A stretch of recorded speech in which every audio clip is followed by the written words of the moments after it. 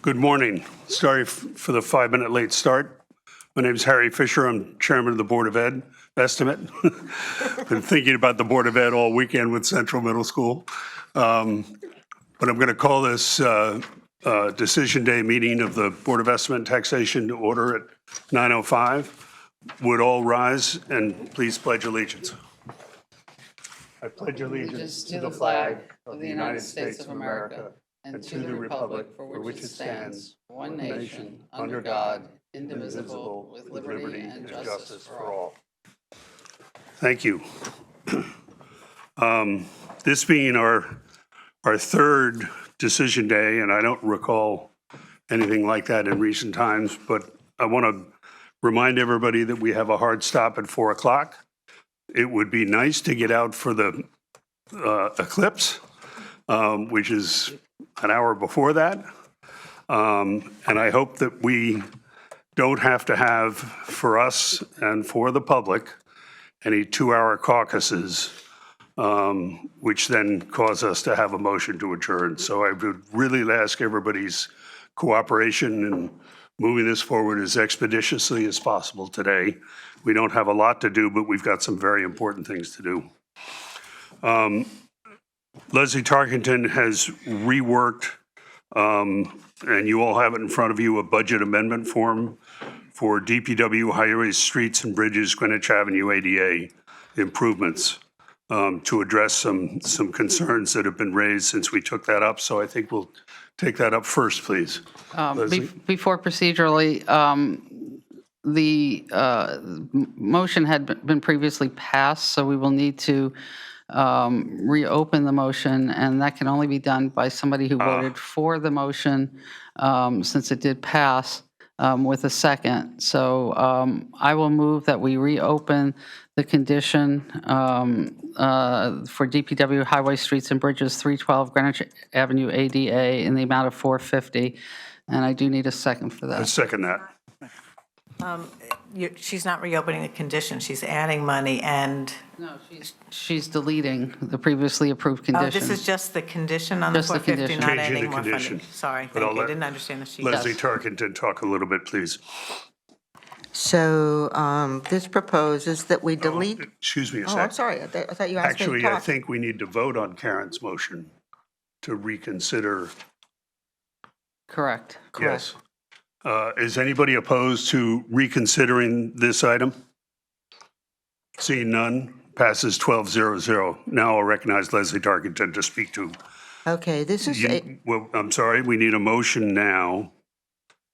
I'm going to move this substitute, which is what I was going to say. Okay, thank you. I am going to move to delete the previously approved condition and substitute the following condition. And I'll give my reason afterwards.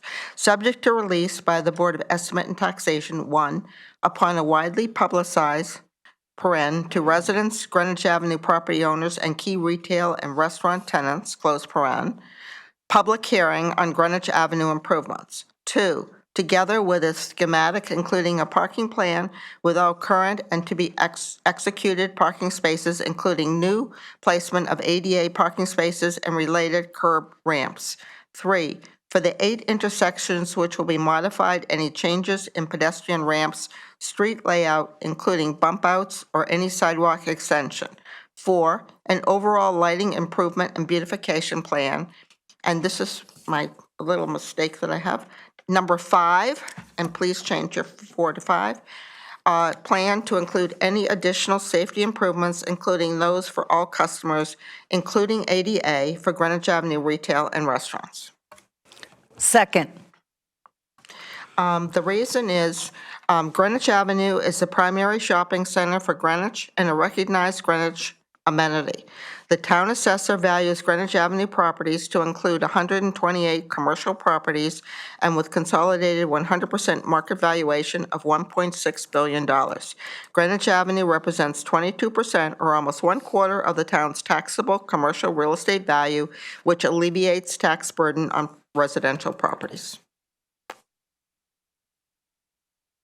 Can I just ask for clarification? My understanding is we reduced 350 from this budget, but your, this budget line And it was 800,000, so the condition would be on the remaining 450,000. Okay, thank you. And this was not meant to repeat this, it's just meant to duplicate the 450. I could have left it off and just only had the substitute resolution, but I wanted to make it clear what the substitute resolution was on. Any other discussion? I'm sorry. Oh, I'm sorry, Leslie. I need, So the language of this condition, I don't quite understand the actions that are being requested. So in the first one, that's clear that we're going to release the funds once a widely publicized public hearing is held. But items 2, 3, 4, and 5 don't tell me what the action is that you're requesting. Is it just the presentation of a schematic plan, presentation of modifications? I'm not sure what you're asking for, what the BET's action would be. I think, under the circumstances, it's the presentation of all of these items. If you want to move. Is it presentation to the BET? Is that, or is Well, it? no, it's to a public hearing, so it would be a presentation to anyone who attended the public hearing. So perhaps. So it's number one is- Leslie, can I just, so if you're talking about that, perhaps after improvements, it should be comma, together, or together with, and then put number 2, 3, 4, 5, like that. I see, so with the presentation which includes. Yeah, a presentation that includes, I think, is the right way to say it. Right. Okay, I'm sorry, Together with a presentation that includes, together with a presentation that includes. that includes, and then we would have number 1 after that, follows that, is schematic, including a parking plan, Does that work for you? Yeah, that improves the condition. any other, yes, Scott? Just to be clear, in the previous condition that you had that was passed, we had confirmation of an MI approval. So that's no longer active. No, this is a public presentation. Okay, so A they. public hearing, so the public can provide feedback, but there's no MI. This is not requirement. going to the RTM and to the, or to the planning and zoning to be appealed by the RTM. Right. This is a public hearing. Right, so the MI condition is now gone. This is a your substitute person, condition for right. that. Just to Yes. clarify, I believe that's removed because the BET doesn't have the authority to require an MI. Well, Leslie, as you're aware, we have required one in the past, and it's been accepted. And certainly, we've done it before on Greenwich Avenue. There was some objection this time, so this time, this is a different way of addressing it. Trying to accommodate the comments that we've received. Any further discussion? Yeah, David? I have a question. Sorry for my, so the original request was for 800,000, that was reduced to 450. So is this, This is a condition on the 450. yeah, no, I get that, but what's the impact, remind me if you could, of this 450 versus doing the whole 800? And has this been reviewed with the voices in the community that have been, calling for ADA improvements and so forth? This has been a BET budget resolution. It was provided to the town attorney for review, who found it, satisfactory. I mean, had no comment to make. Barbara Schellenberg, the town attorney. But the original issues relating to 800, I guess I'm just asking whether the differences between the 800 and the 450, what's the import of this? Still out there that's a deficiency in this whole project. We're not appropriating the requested amount. So how do we do half of a loaf? If you remember, there's additional ADA budgeted already in our budget. You done, David? Yep. Yeah, Matt? Thank you, Mr. Fisher.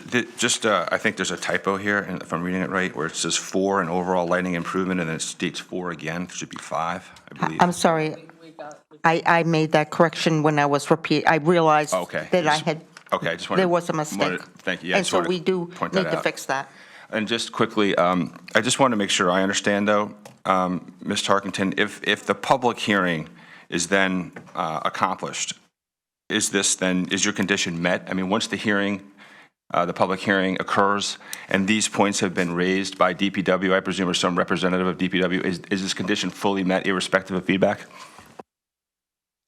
Well, you know, I guess that, you know, I'd just like to say, Matt, that I hope that in a public hearing, if there's appropriate feedback, the DPW would take that into consideration. But, you know, that's, one would have to think about that point. But there's no further requirement other than them holding the public hearing to address these points. So does that answer your question? Scott? Thank you, Harry. So also, just a point of clarification here. If are we reopening the vote on this entire matter, or are we reopening on the condition? And if we, let's suppose we voted no on this motion, does that mean that it goes back to $800,000, or does it go back to the previous, you know, to the previous agreement that we had, No, or sorry, the- the previous vote conclusion? The motion was on the condition only, so it's only for the condition. It doesn't reopen the 400,000 or 450,000. The amount. The amount. And so we can vote on a condition, not, if you reopen this, we can, it's allowed for us to be reopening just the condition, not the conclusion of Correct, because that the was amount. what the vote was on, was just the condition. Thank you. Any other comments? Seeing none, Karen, would you call the roll, please? Yes, I lost my cheat sheet. David? Yes. Scott? I'll pass, please. Lucia? Yes. David? Yes. Leslie? Yeah. Leslie Moriarty? Yes. Leslie Tarkington? Yes. Harry Fisher? Yes. Karen Fasiliottis is a yes. Steve Selps? Yes. Nisha Aurora? Yes. Matt DeChamp? Yes. And Elliot, sorry, it's still Yes. morning. Thank you. Oh, get back to Oh, Cal. it's Scott, I'm sorry. Sure, yes.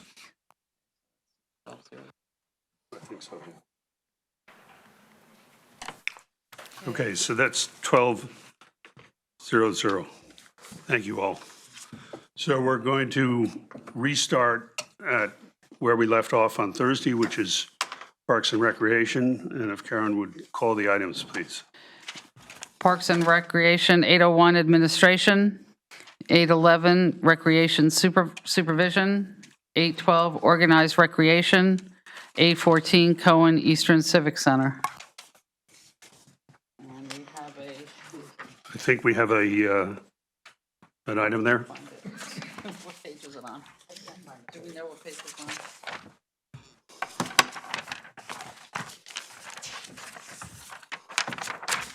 Yeah, page 51.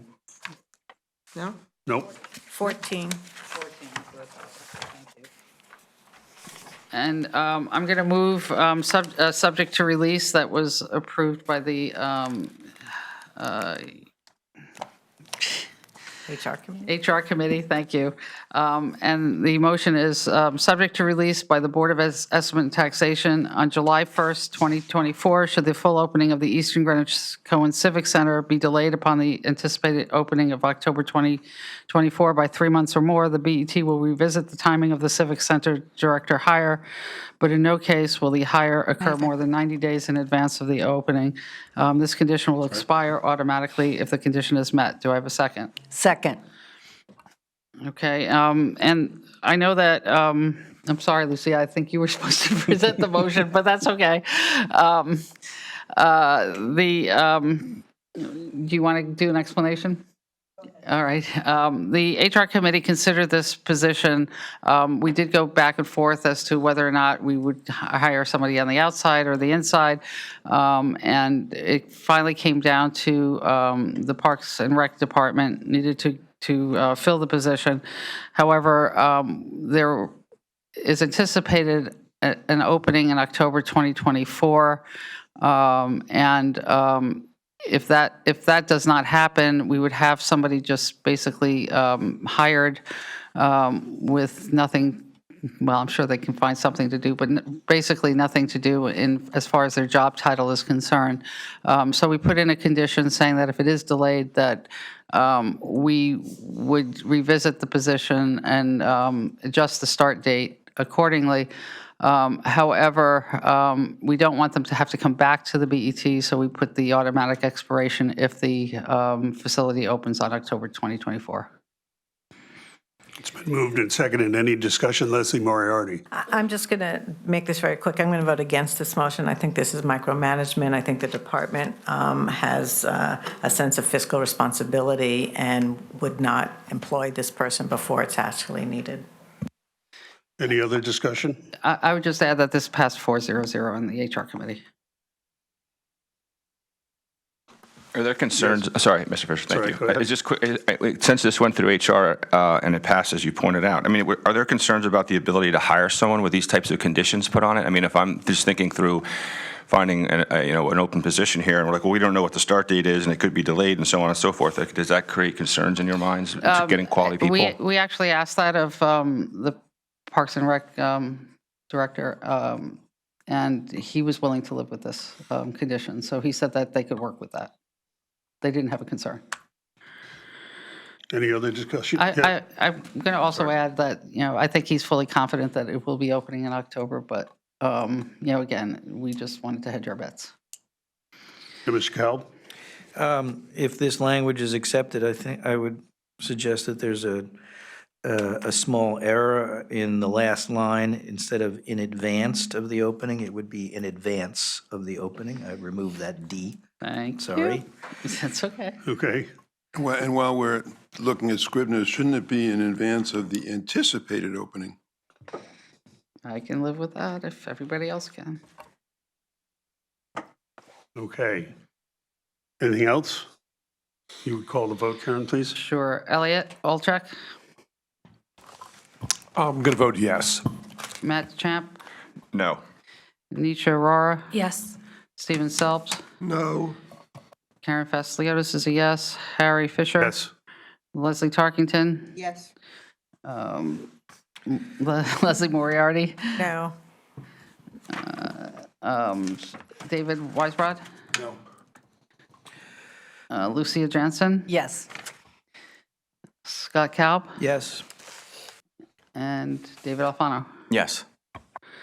Okay, so that is 1, 2, 3, 4, 5, 6, 7, 8-4-0, sorry. Okay, that passes 8-4-0. So if you'd continue down Parks and Rec, please. Yes, hold on a second. 8:15, community centers. 8:17, Western Civic Center. 8:16, skating rink. 8:17, Western Civic Center. 8:21, Parks and Trees Administration. 8:22, Parks and Trees, Parks Areas and Playgrounds. 8:25, Parks and Trees Division Equipment. 8:29, Parks and Trees Division Trees. 8:31, Marine Supervision. 8:32, Marine and Facilities Operations. Not sure which one. Maintenance, probably. Maintenance. 8:33, Marine and Facility Operations Beach. 8:34, Marine and Facilities Harbors and Boat. Now we're on to fixed charges, town contributions for employee benefits. Okay, here, believe this is page 15, right, Roland? Okay, here I'd like to move that there be a reduction in the amount of $772,000, which is composed of a healthcare reduction of $1,297,000 and an increase in employee cost share of $525,000 for a net reduction of $772,000. If I could I'll have a second. You second? We have 2 seconds. 2 Leslies. And the explanation for this is the town received final insurance rate for 2024-25, and the health insurance rate is now a 2% increase over current rates. That is substantially good news compared to the 8 to 12 range we've been experiencing in past years. So is there any discussion on this? Any objection to a unanimous consent? Seeing none, is there any objection to moving this forward? Seeing none, this is approved 12-0-0. Thank you.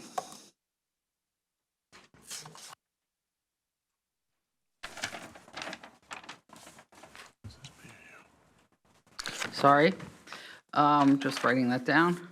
902, unemployment compensation, workers' comp. 908, payments for insurance coverage. 911, sewer taxes for town-owned properties. 950, repayment of debt principal and interest. 999, transfer to other funds except capital. Okay, that completes the general fund. So we'll move on to some of the other funds such as sewer, and Nathaniel Withrow, please. Sewer Maintenance Fund, 361, Sewer Maintenance Fund, pay as you go prior years, less funded in future years, and to be financed. 361, Sewer Improvement to be financed. Nathaniel Witherell, 450, Nathaniel Witherell. Yep. You're going to take Chair. this, Leslie? Excuse me? Oh, I'm Harry? sorry. I'm sorry. Yep. Nathaniel Witherell? Chair, Harry, Yes, please, David. can I call for a short break so we can discuss this as a caucus? Okay. Take a short, hopefully a short break for a caucus at the request of Mr. Alfano. Okay, we're reassembled and we will resume our meeting. We're on Nathaniel Witherell, and I have a motion to make that would condition 10% of annual operating costs, full-time positions capped at 139, part-time equivalents capped at 55.68, and overtime not to exceed 90% of each month's pro rata share, all of which are subject to release upon BET review and acceptance of a going-forward strategic and operations plan, including staffing available for the July 2024 BET Budget Committee meeting. The plan should include several alternatives, inclusive of scenarios that are achievable and show a break-even margin before debt and capital as defined on the TNW Nathaniel Witherell financial summary page.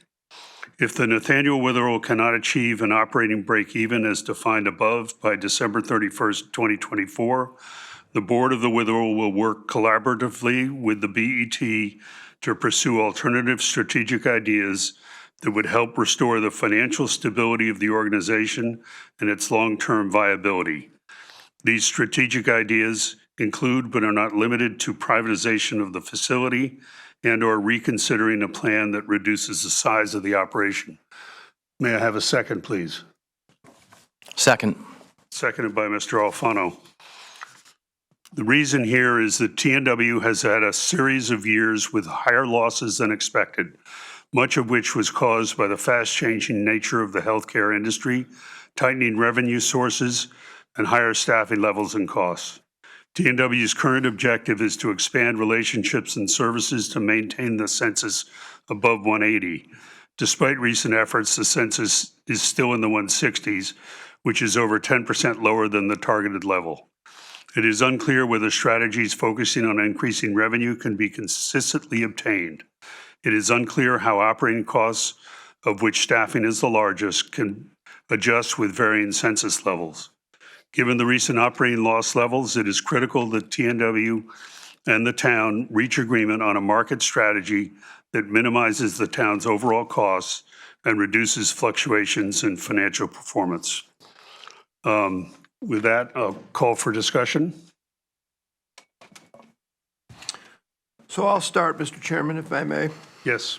So I have a number of questions and concerns about this. The first thing is, I spoke to the chairman of the Nathaniel Witherall Board just during our recess, who wanted to note for the first thing that the census is actually in the 170s as opposed to the 160s. So that factual part, I think, ought to be corrected. Secondly, he said there's no reconsideration of a plan. There's never been a plan that reduces the scope. You may say that you wish to see that, but that's not right. But the more fundamental problem is that Mr. Markowitz advises me that the conditions in the first paragraph, the capping of the positions at 139 and the part-times at 55.68, actually put him in a position where, depending on the census and depending on the workloads, he may actually incur higher overtime costs and higher agency costs, and I think that's counterproductive. Mr. Markowitz wanted me to emphasize to this board that he's perfectly prepared to talk about all of the alternatives, and he's certainly prepared to come in and talk to the July 24th BET Budget Committee meeting, but he would respectfully ask that the conditions in that first clause that I cited, the capping of the full-times and the part-times, be deleted pending that review. And the reason that he said it is, as I'm sure this board is aware, as a licensed healthcare facility, he's got staffing obligations that are a matter of Connecticut and in some cases federal law. And if these conditions were to put him in a position where he simply couldn't staff this, he exposes the town to risk and he exposes his board to risk. And so I want to emphasize on Mr. Markowitz's behalf, he understands the board's concerned about operating costs, and he's perfectly prepared to work with this board to develop an agreed path forward for the facility. But he would respectfully say that these conditions, which he has never agreed to and which were only provided to him very recently, are just not acceptable, not realistic. And so on that basis, I'm not prepared to vote for this. And I wanted to explain, for the benefit of the board and the public, the reason why Mr. Markowitz opposes these particular conditions. Not the idea of getting to break even, but these conditions which he views as an unnecessary impediment to TNW's ability to operate the facility in compliance with state law. Karen?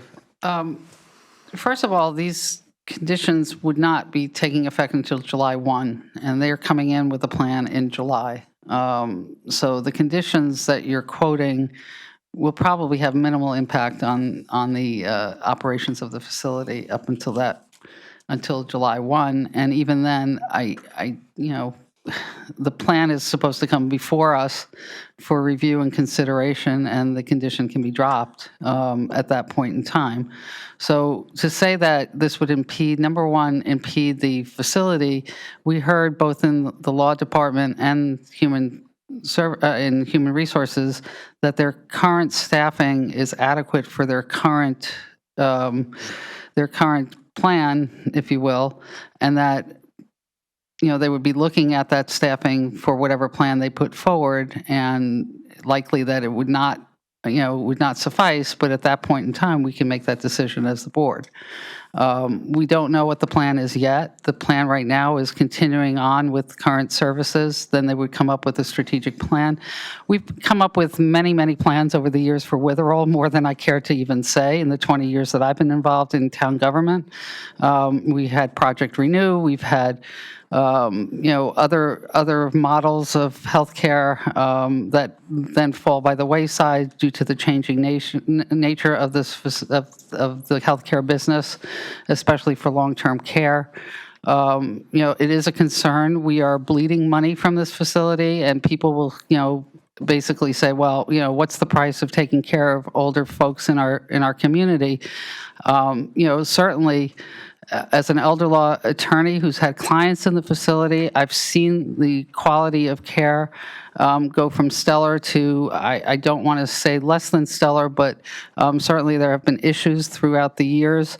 I think it's high time that the board also and the Nathaniel Witherall management team look at this, which they are vowing to do, but it should be led by management, not necessarily by the board, because management is involved in the day-to-day operations going forward. So, to say that we are going to hamstring them, this, again, is not taking place until July 1st. We're going to get some sort of strategic plan from them in July.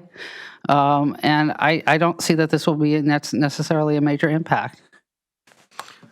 May I respond, Mr. Chair? Yes, please. So I emphasize on Mr. Markowitz's behalf his willingness to meet with the board, his willingness to put forth the plan. But the condition nonetheless says if there's no acceptance by the BET, he will in fact be capped on those things. And while you may say quite properly this does not come into effect until the next fiscal year begins July 1, as I said, if there is no agreement, those conditions do become operative. And so I don't think that saying that they won't bite now is actually an adequate response to Mr. Markowitz's concern.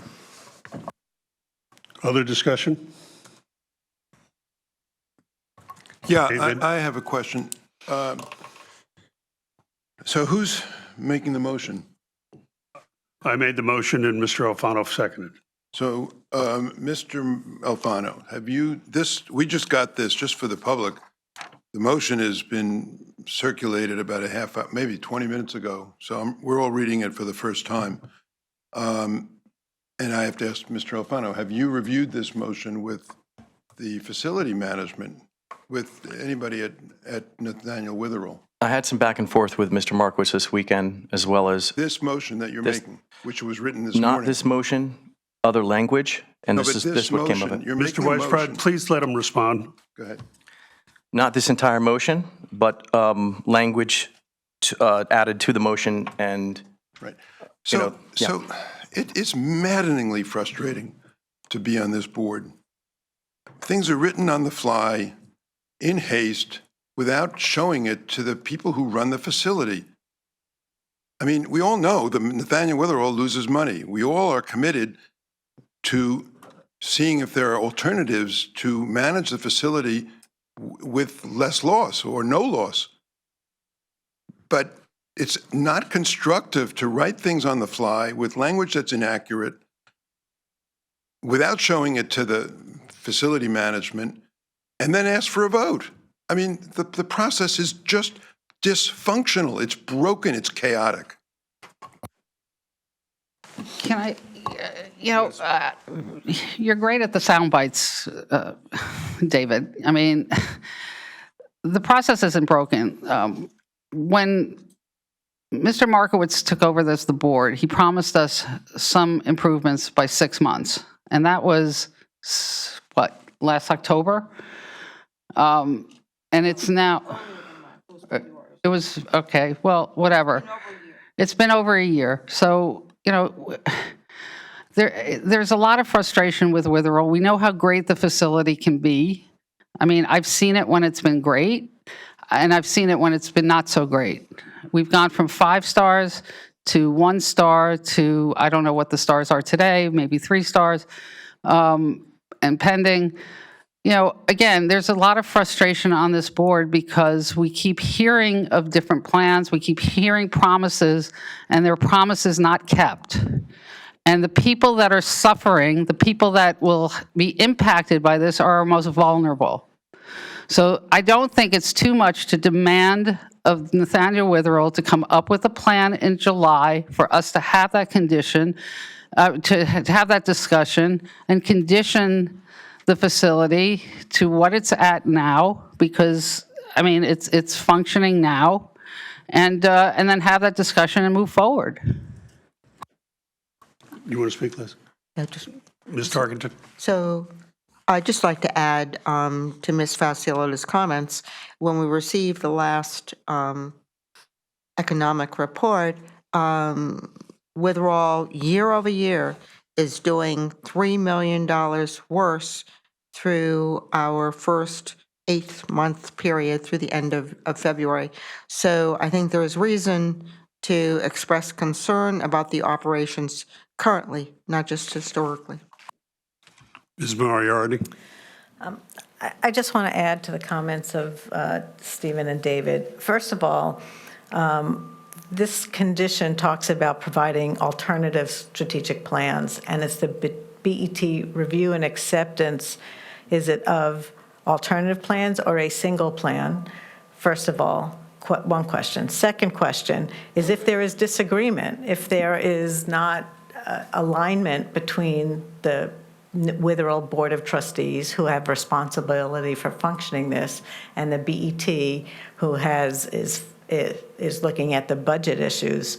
I could see that this doesn't get resolved in July, could go over, or there is some action by the BET to try to force the trustees to act in a certain way, which could put that facility in jeopardy. So I have grave concerns that this action, this condition, this expectation is putting the town at greater risk when we're operating a healthcare facility. It is very different than a town department and moving employees without any background from one department to another. Secondly, the way the condition is written, there's this paragraph at the end that talks about something by December 31st. That's not really part of the condition as I read this. That is a statement. It's actually basically an indication of where the motioners of this particular item feel about Nathaniel Witherell and trying to put an end to fiscal losses. And so it doesn't belong as part of the condition. Maybe it's part of your reason. Maybe it's what you're indicating an action might be if you can do it, but I don't see how that's related to the condition. But think about the way that this BET operates, right? We're going to get a series, as I understand it, in July, a series of plans, alternatives, and I would assume if I were part of them, all of them may show reaching break-even operations at those particular levels, okay? So on what basis is this BET saying, okay, we're going to pick option A when maybe option A through D all show a break-even operation? On what criteria are we making that decision? If they want to move forward with a different plan than the plan that some members here prefer, but it's all break-even, you know, there's a question here of what the BET's authority really is in this matter and should be in this matter. We know that the issue of Nathaniel Witherell has been around for many years. We know that the First Selectman's Office has been involved. The RTM should be involved. The Board of Trustees is involved. This is not a simple town department that can be ordered to do something because you're taking money away. So I think that this is ill-conceived, especially since putting this condition in the way it is, 90%, you're trying to cap their staffing and expense control until this is resolved, but they have a going operation. That's a healthcare facility they need to manage. And so I think it actually is irresponsible of this board to fashion a condition like this.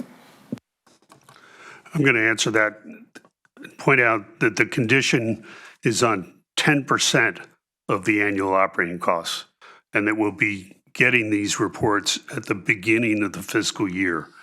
As for the cap on full-time positions at 139, that's where they are today, okay?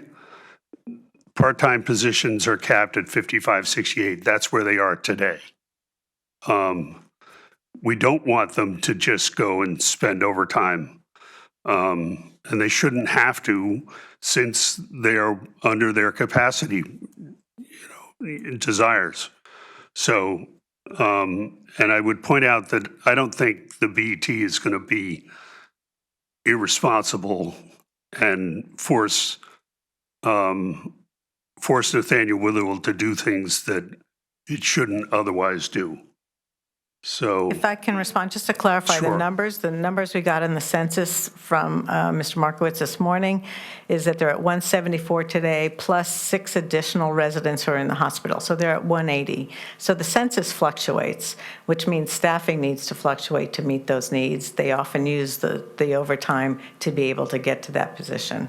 So I think that this condition as written does impact how they run that facility. And they're trying to be good fiscal stewards and working with the BET, and I think they've had positive conversations with all members of the BET in this particular issue. So I think that this is just onerous in the way it's crafted. Ms. Aurora, you haven't spoken yet. I think the thought here, and I will say that I did speak to Mr. Markowitz over the weekend, and he did have a version of this condition in front of him that I'm assuming that one of your colleagues sent to him, so I don't think this was taken aback, but I think there is generally a sense that we all want to work together to figure out how can we help the organization. And I guess the question to you, Ms. Moriarty, would be, what do you think is appropriate? Like, if you don't like this condition, right? So what is an appropriate time frame in your mind to get this organization, since, Mr. Markowitz came in last year, we've given him 6 months. Do we give him another 6 months? Do we give him 2 years? Do we give him indefinite time? What is appropriate for us as stewards of this town? How much leeway should we give this organization? Understanding all of the constraints, it's a health facility, we have to be really careful. These are members of our community. What responsibility do you think we have? And what is appropriate? If not this, what would you suggest? Do you suggest no condition, any condition? So you're asking me two different questions. One is, how do the role and the strategic direction of Nathaniel Witherell get developed and approved and accepted by everyone? And then you're asking me about a specific condition that I saw 20 minutes ago. I'm not sure which question I'm supposed to answer. All right, so let me clarify. This condition, my understanding at least is, because actually I didn't see it till this morning either, but a large part of this condition was distributed, I think, a week and a half ago. I think everybody had it the last time we met on Decision Day 2. So I'm not talking about that specifically. My real question is, what tools do you think the BET should use, or what levers should we use as a financial board that has financial oversight of this organization? In observing, so if this organization has been running at a loss for the last decade, 2 decades, at what point should we say, listen, we need to step in? We need to do something. We need to make changes. You're right. We're not on the board, so we can't really effectuate, well, we should do A or B or C. But what's our responsibility as the BET for this? So,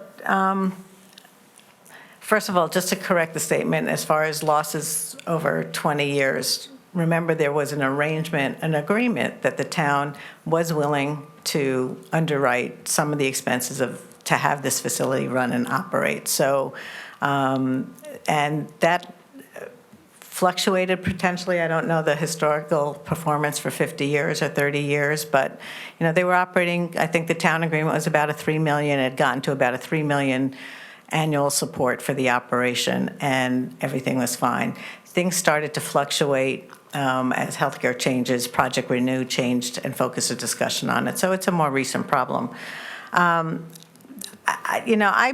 I believe that we have gotten cooperation from the Nathaniel Witherell Board. They've attended our meetings recently, which they hadn't done previously. It's a different board at there. Management is more involved in understanding the issues. Some of these issues are out of their control. Some of them are not.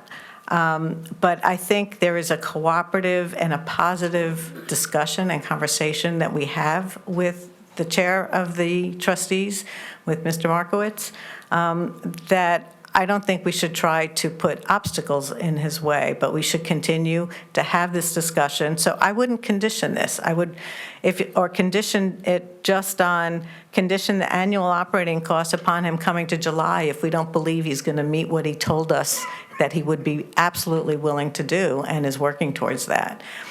Whether the information, there may be more back and forth once we see what he presents in July. So I don't want a condition here that really impacts the operations of the facility in that first quarter. So the condition 10% of operating costs is something that I could support. But the language about, I am concerned about what this criteria is, right? Who's actually picking a plan? We wanted to see several alternatives, and as I said, my guess is the alternatives we're going to see, several of them will achieve break even, and then it becomes, what does it take to get there? What are the risks? What are the challenges? And And I'm not sure what happens if there is then disagreement between a Board of Trustees and this BET, but that's a conversation we should have. So, is it okay if I just let me up? So I agree with you that the way this condition is written, it's a little bit complex. There's a little bit of complexity that is not clear of who's making what call. I do think we should give the Witherall Board the flexibility to pick the strategic direction that they'd like to go once they present these break-even plans. I don't know if that's 1 plan, 2 plans, 3 plans, what that agreement is. I do think we should give Mr. Markowitz, as the chair of the board, the leeway to figure out that direction. I think, and I will tell you that last sentence of the December 31st, where that came from is, in my discussion with Mr. Markowitz, I said, listen, how much time do you think you need to get this organization back on track? Do you, the same question I just asked you, and he thought December 31st was a fair time frame. So that's why that was added. I agree, maybe it doesn't belong in the condition. Maybe we can move it up into a different area. But I think that in just stepping back and thinking about big picture, I think the idea here is, how do we fulfill our obligation to oversee this organization, at the same point giving enough leeway to the board to be able to do what they need to do to get this organization back on track. I really do think that it's in a much better place today than it was a year ago with new leadership and new changes.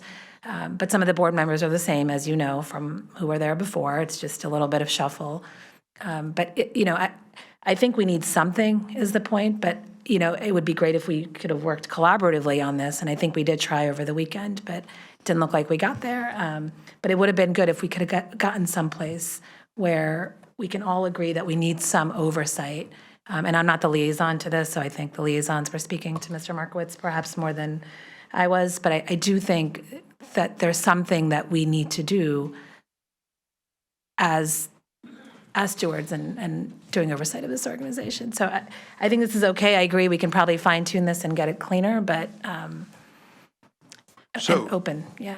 Hang on a sec. Ms. Tarkington, then Mr. Weisbrot. So first, a couple of different things. Ms. Moriarty referred to a communication from Mr. Markowitz this morning, but I don't believe I have received that communication, so perhaps she could send that to It all was the... a conversation, so. Oh, that was not- a conversation that I your reached him caucus by had. phone when we saw this, to understand what the impact would be. Okay, thank you very much. Also, I'd like to, comment about the $3 million whatever loss. I'm not sure I'm aware of that understanding. If you go back to Project Renew, which was the basis of, a substantial sum provided for Nathaniel Witherall, it was to be a break-even program. And in addition, there was an allocation of, we can talk about the numbers, but at least $1 million of additional costs that then, through an agreement, Witherall decided that they didn't need to do. One of the reasons that they did have the allocation of these costs was that Witherall's request, because it could mean a higher Medicare rate to them, and that was very important to have the documentation. Finally, Project Renew did, it was the agreement of the BET, Witherall, and the RTM that when they put together this rehab business, that it would be for low-risk residents, and that it would be for like hips and knees operations. It wouldn't be for higher risk. So, there's a lot of changes here that could create additional risk for the town, and that is exactly why in Budget Committee we said that, really I think it was you and Harry, or may I say Mr. Fisher and Ms. Moriarty, Okay.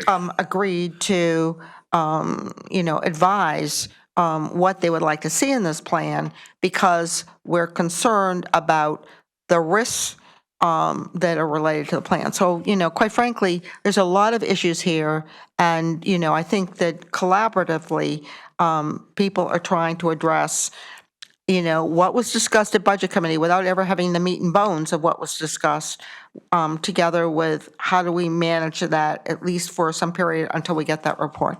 Thank you. Sorry, Mr. Weisbrot. Yeah, thank you very much. Just a couple of quick ones here. When I served on the Audit Committee with you, Mr. Chairman, we were faced with a very difficult challenge, which was the loss on account of non-collectability of receivables. And it was a surprise, a shock, and something that we worked on under your leadership as head of the chair of the audit committee to address. I'm heartened by the comments from Ms. Aurora in the sense that, look, we need to confront the fiscal challenge that this facility presents us. We did when we faced this issue and the audit committee. I have confidence that 12 finance professionals that serve on this board can do the same with great ability as it relates to the broader challenges that we have vis-a-vis the Witherell. What I would be prepared, in fact, even to second, is a motion that says, look, the operating funding for the Witherell is contingent upon presentation, review, debate, scrutiny of a strategic plan that earmarks coming from the facility how they intend to get to an EBITDA that's, break even. We agree. I totally agree. And I would second that.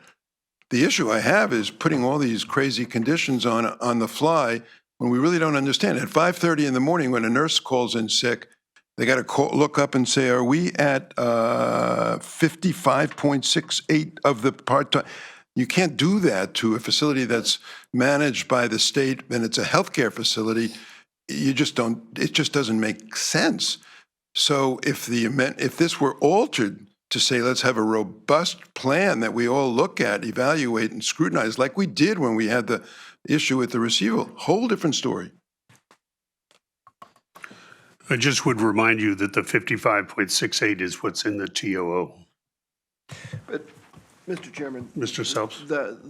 As Mr. Markowitz has explained to us, the census goes up and down. And so he may at any given month be above 5568 or below 5568. And the same thing with the overtime. He doesn't control the amount of the overtime for the reasons that Ms. Moriarty and Mr. Weisbrot explained. He can have a bunch of people, call in sick, which is outside his control, and what's he going to do, not staff the facility? I want to emphasize, because I've had several conversations with Mr. Markowitz. He is sympathetic to this board's concerns about the overall profitability. What Mr. Weisbrot has focused on, and which I second him on, is I could live with this condition if we deleted all of these, what I'll call hamstring or handcuff provisions, the full-time caps at 139, the part-time at 5568, and the overtime not to exceed 90. And my point to you, Mr. Chair, is as follows, which is, you've asked for, and Mr. Markowitz and the Nathaniel Witherell Board are prepared to put forward to you one or more plans, subject to your approval. But I would say he could probably live with these conditions, X of what I'll call the handcuff clauses. And I think that addresses what I've heard articulated from this board, which is a concern about strategic vision and a concern about cost. But I respectfully disagree that it is the job of the BET to put these micromanaging limits on the operations of the facility, particularly before Mr. Markowitz has had a chance to directly address this issue, as opposed to, through us who have spoken to him. So those are my concerns about this at this time. Mr. Olchek? Thank you. I think we need to be mindful of the law of unintended consequences. I think we're overcomplicating this. Either we have faith in Mr. Markowitz or we don't. And he hasn't been in this seat for very long. He inherited a mess. I think everybody would agree with that. And so we either give him some rope to work with or we don't. And be mindful of any constraints we place on him, on Witherell, by definition will limit the optimal solution. That's a mathematical fact. So as we are contemplating these conditions, all we're really doing is we're complicating the situation, and that may lead to coming back here in a few months and having to rework everything we've agreed on. We come to agree on today.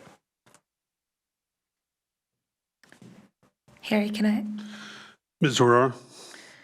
I'd like to, just to listen to the comments of my colleagues, I want to see if this is something that you could support, removing some of these constraints on the conditions. I think we'd like to keep the condition on 10% of the annual operating costs, but maybe consider getting rid of some of the other constraints. So I'll just read it, and please let me know what you think of this. Condition 10% of the annual operating costs. The Nathaniel Witherell 25 budget, subject to release of the funding for August 24 and the subsequent months upon 1 July submission to the full BET and subsequent approval by the full BET of a strategic and operations plan that achieves operating break-even prior to debt service and capital. 2, a clinical staffing plan that ties to the operations plan, including a description of the tools that allow tracking compliance with the staffing plan. And 3, quarterly reporting to the BET of the progress against the plan. And then we would keep the second paragraph that's in here, which we can, decide if it belongs in the condition or move it up. But I'll repeat that this language actually was suggested by Mr. Markowitz initially, and I had not seen this condition, and we kind of just went back and forth.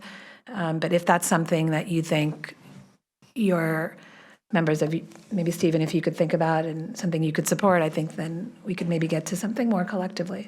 First off, may I speak, Mr. Chair? Ms. Aurora, I completely agree with you. I hope that the message has been clear for myself and for my colleagues.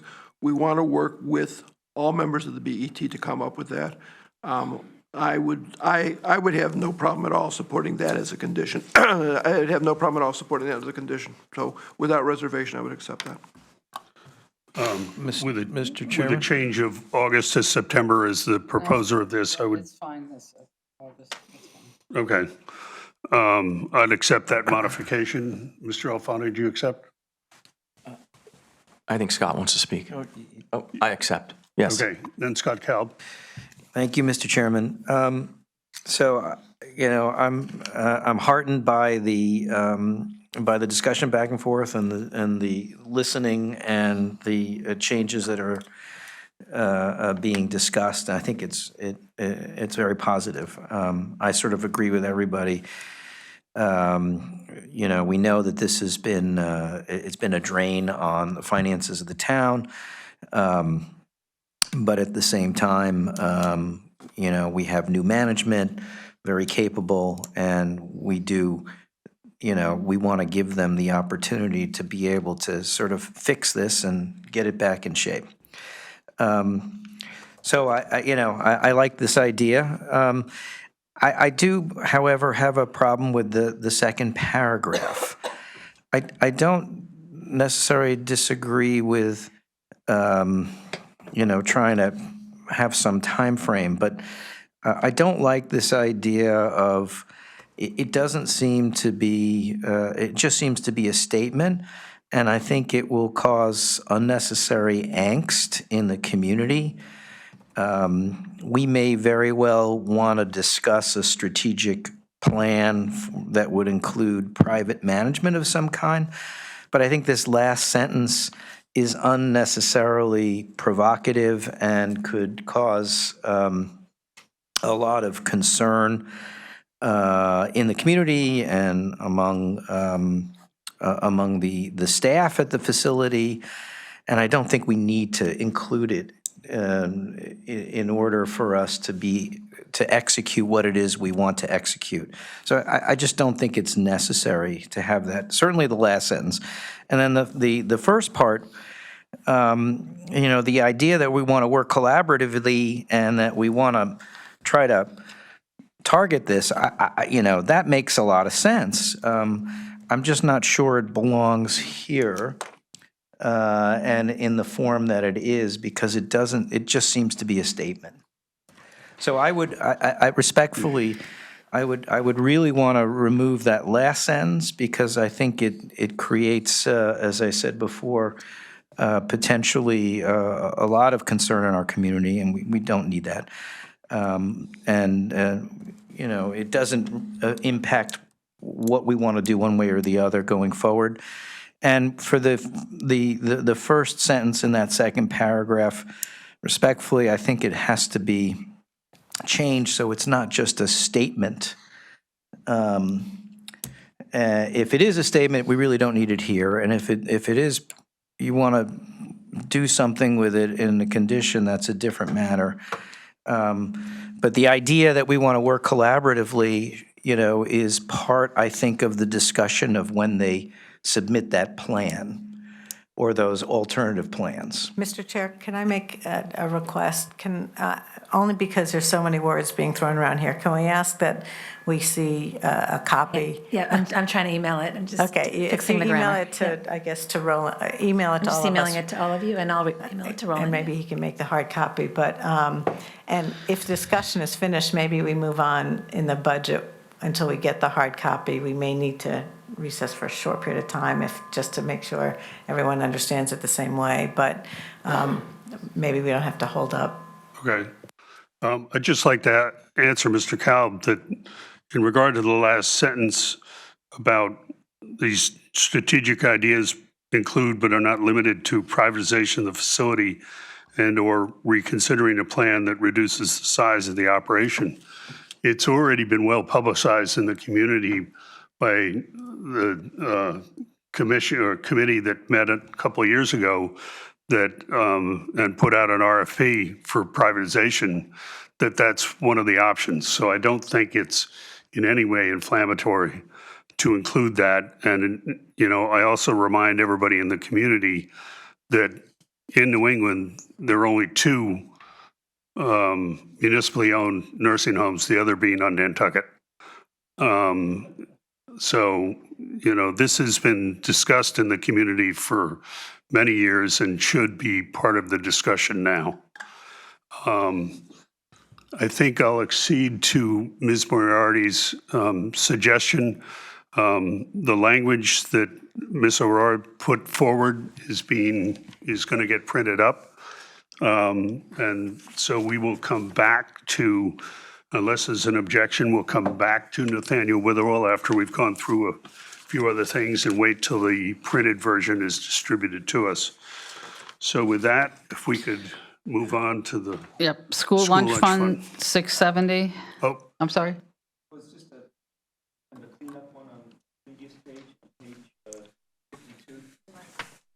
It's just cleaning up the way we've been accounting for stuff. There's no bottom line impact. It's just rearranging some of the expenses into better categories. page I'm sorry. 52, you're saying? Yes, right here. Yes, I we didn't show that vote we- on it. No, I show we voted 760. no, we didn't vote on it. Okay. All right, so in regard to Nathaniel Witherell, this is an increase on H450, 56,100 of $143,159 for general liability insurance, and a reduction on N132, 57,100 of the same amount, 143,159 of in-kind costs. And this is just to adjust in-kind allocations and general liability expenses to reflect more accurate cost conditions. And I second that motion. Is there any discussion on this? Seeing none, is there any objection to unanimous consent? Is there any objection to unanimous consent? Seeing none, this is adopted 12-0-0. What did you just do? Thank you, Roland. They just flipped around. It doesn't pick anything on here. No, what did they do? Where are they? Witherall. We're going to move on. So, Okay. 12-0-0. School lunch. Continuing on, school lunch fund, 670, parking fund, 219, parking services, 318, traffic engineering, page 50. parking fund, state portion, 219, parking service, 318, traffic engineering, Griffith E. Harris Golf Course Revolving Fund, 824, OPEB and retirement, 131 retirement, 132 OPEB. The Triple R departments, 187 Shellfish Commission, 834 Harbor Management.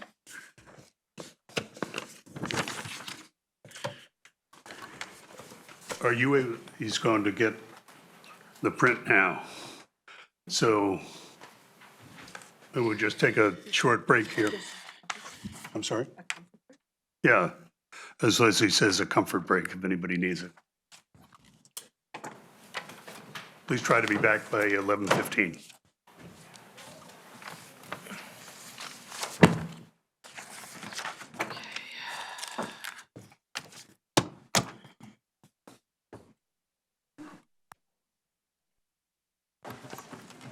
Okay, we're going to reconvene. No, I'm not going to say it. I was going to say it for the last time, but I'm not going to say it. So we are still on Nathaniel Witherell.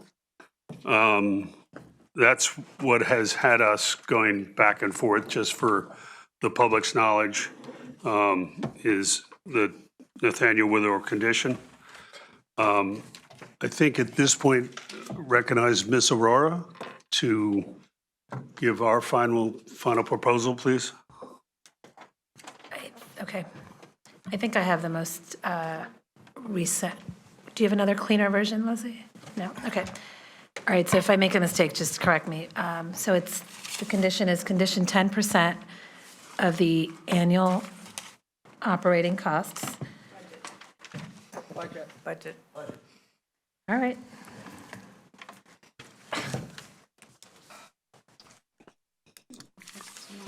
Condition 10% of the annual operating budget, subject to release upon BET review and approval of July submission to the BET Budget Committee and full BET of one, a strategic and operations plan that achieves operating break-even prior to, and we're in discussion on this, prior to debt service and capital on an accrual forward-looking basis. Two, a clinical staffing plan that ties to the operations plan, including a description of the tools that allow tracking compliance with the staffing plan. And three, a commitment to quarterly reporting to the BET of progress against the plan. If the Nathaniel Witherell cannot achieve an operating break-even budget as defined above by December 31st, 2024, the Board of the Witherell will work collaboratively with the BET to pursue alternative strategic ideas that would help restore the financial stability of the organization and its long-term viability.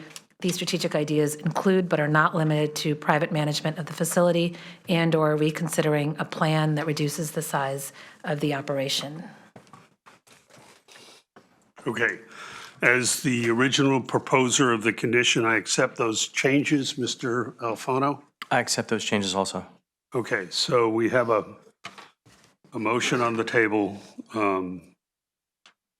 that I think gives us both much of what we want, but I'll recognize anybody for further discussion. Point of clarification, just as this was read and not, I don't have it written in that form. Does that include, are we including the debt as part of the calculation for net operating? I did include it, yes. It's included? Yes. Just, you read it as operating break-even prior to debt service and capital, is how you stated it a few seconds ago. So I just want to, and then you gave Matt, I think, a different answer. So let's clarify what's the motion. Okay, let me think about it because it's a double. It's just what we just discussed, Leslie. So we will.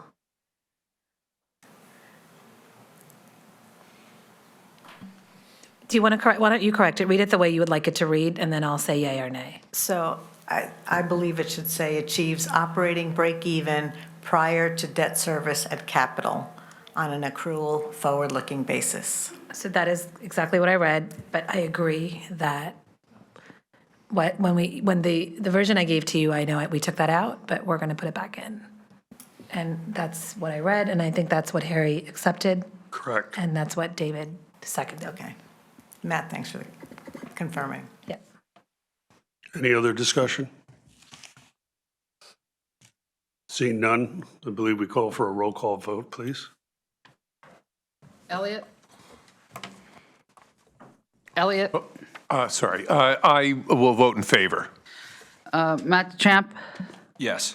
Aurora, Yes. Selps, Yes. Vasilios is a yes. Fisher, Yes. Leslie Tarkington, Abstain. Leslie Moriarty, Yes. David Weisbrod, Yes. Jansen, Yes. Kalb, Yes. Alfano. Yes. It's 11-0-1. Okay, I thank everybody's efforts on both sides for this. I think we've got a good outcome given, showing that as the vote. So that completes all the department's operating budgets. We'll now move on to votes on the funds that, Well, is it first capital tax levy, then the funds, or? Roland, I'm looking, it doesn't matter? The first All right, so, should be the general fund would move ahead to anything that was needed, right? okay, so I'm going to make a motion to vote on the general fund as amended, or No, the general fund. the general fund was already Grand has an list. opened motion. I can't the remember. entire budget has an open motion. Yeah, it's the entire budget, Leslie. So I have here that we'll be voting on the capital tax levy, debt, grand list, and then all of the funds. So if we want to take the easier ones first, let's vote on the funds. So therefore, we can get that out of the way, and then we can go to the other discussions after that. So voting on the funds, the sewer maintenance fund, approve the sewer maintenance fund as, I don't think we had any amendments as presented. Second, So- any discussion? Any objection to unanimous consent? Hearing no objection, it's adopted 12-0-0. The school lunch fund, approve the, sewer improvement fund, approve the sewer improvement fund. I don't believe we had any amendments, or did we? Oh, are you moving? Yes, I am Okay, moving. motion. I'll second that. As, I'll second that. okay. Any discussion? Any objection to unanimous consent? We have unanimous consent, that'll be 12-0-0, please. And I'm moving the school lunch fund to approve it as presented. I don't believe there was any amendments. Second. Any discussion? Seeing none, any objection to unanimous consent? Seeing none, that's adopted 12-0-0. The parking fund, approve the parking fund. Did we have any amendments to the parking fund? I don't believe No. so. Okay, as presented. Second. Any discussion? Seeing none, any objection to unanimous consent? Seeing none, that's adopted 12-0-0. The state railroad fund, approve the state railroad fund as presented. Second. Any discussion? Seeing none, any objection to unanimous consent? Seeing none, that's 12-0-0. Golf course fund, approve the golf course fund as presented. Second. Any discussion? Excuse me. Any objection to unanimous consent? Seeing none, that's adopted 12-0-0. I just did, which one did I just do? I'm sorry. Golf. Golf course, Golf okay. course. Retirement fund, approve the retirement fund as presented. Second. Any discussion? Seeing none, any objection to unanimous consent? Seeing none, that's adopted 12-0-0. The OPEB fund, approve the OPEB fund as presented. Second. Any discussion?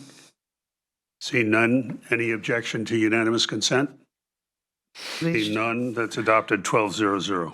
The Shellfish Commission, approve the Shellfish Commission fund as presented. Second. Oh, second. I'm sorry. Seconded by Leslie Tarkington. Any discussion? Any objection to unanimous consent? Seeing none, that's adopted 12-0-0. The Harbor Management Commission, approve the Harbor Management Commission budget as presented. Second. Any discussion? Any objection to unanimous consent? Seeing none, that's adopted 12-0-0. The Nathaniel Witherell Fund, approve the Nathaniel Witherell Fund as presented. Would that be Second. as Second. amended? No, as No, presented. That's as As presented. presented, okay. Second. Actually, it was amended, the capital projects were amended. Okay, so I will withdraw and say approve the Nathaniel Witherell Fund as amended, as currently presented. Second. Well, Any discussion? Seeing none, any objection to unanimous consent? Seeing none, that's adopted 12-0-0. okay. My recommendation would be go to the resolutions and approve that as, I think we have agreement on the resolutions, I'm not sure, except for one correction. There's a correction to the last added resolution, which is the resolution for the use of the ARPA funds to delete first selectman, as he has not been in the approval process for this process. Is that correct, Pete? I thought that was what you had said. That right now, the resolution includes the first selectman and the BET, and we're just saying it needs to come back to the BET for approval. My recommendation was to exclude the first selectman. Correct, and that's what I think we're doing right now. So 55E, which says subject to approval of the first selectman and the BET, each town department, blah, blah, blah, we would take out and delete the first selectman and the. Yes. Correct. So So are you moving that? I moved that. Okay, and I've seconded it?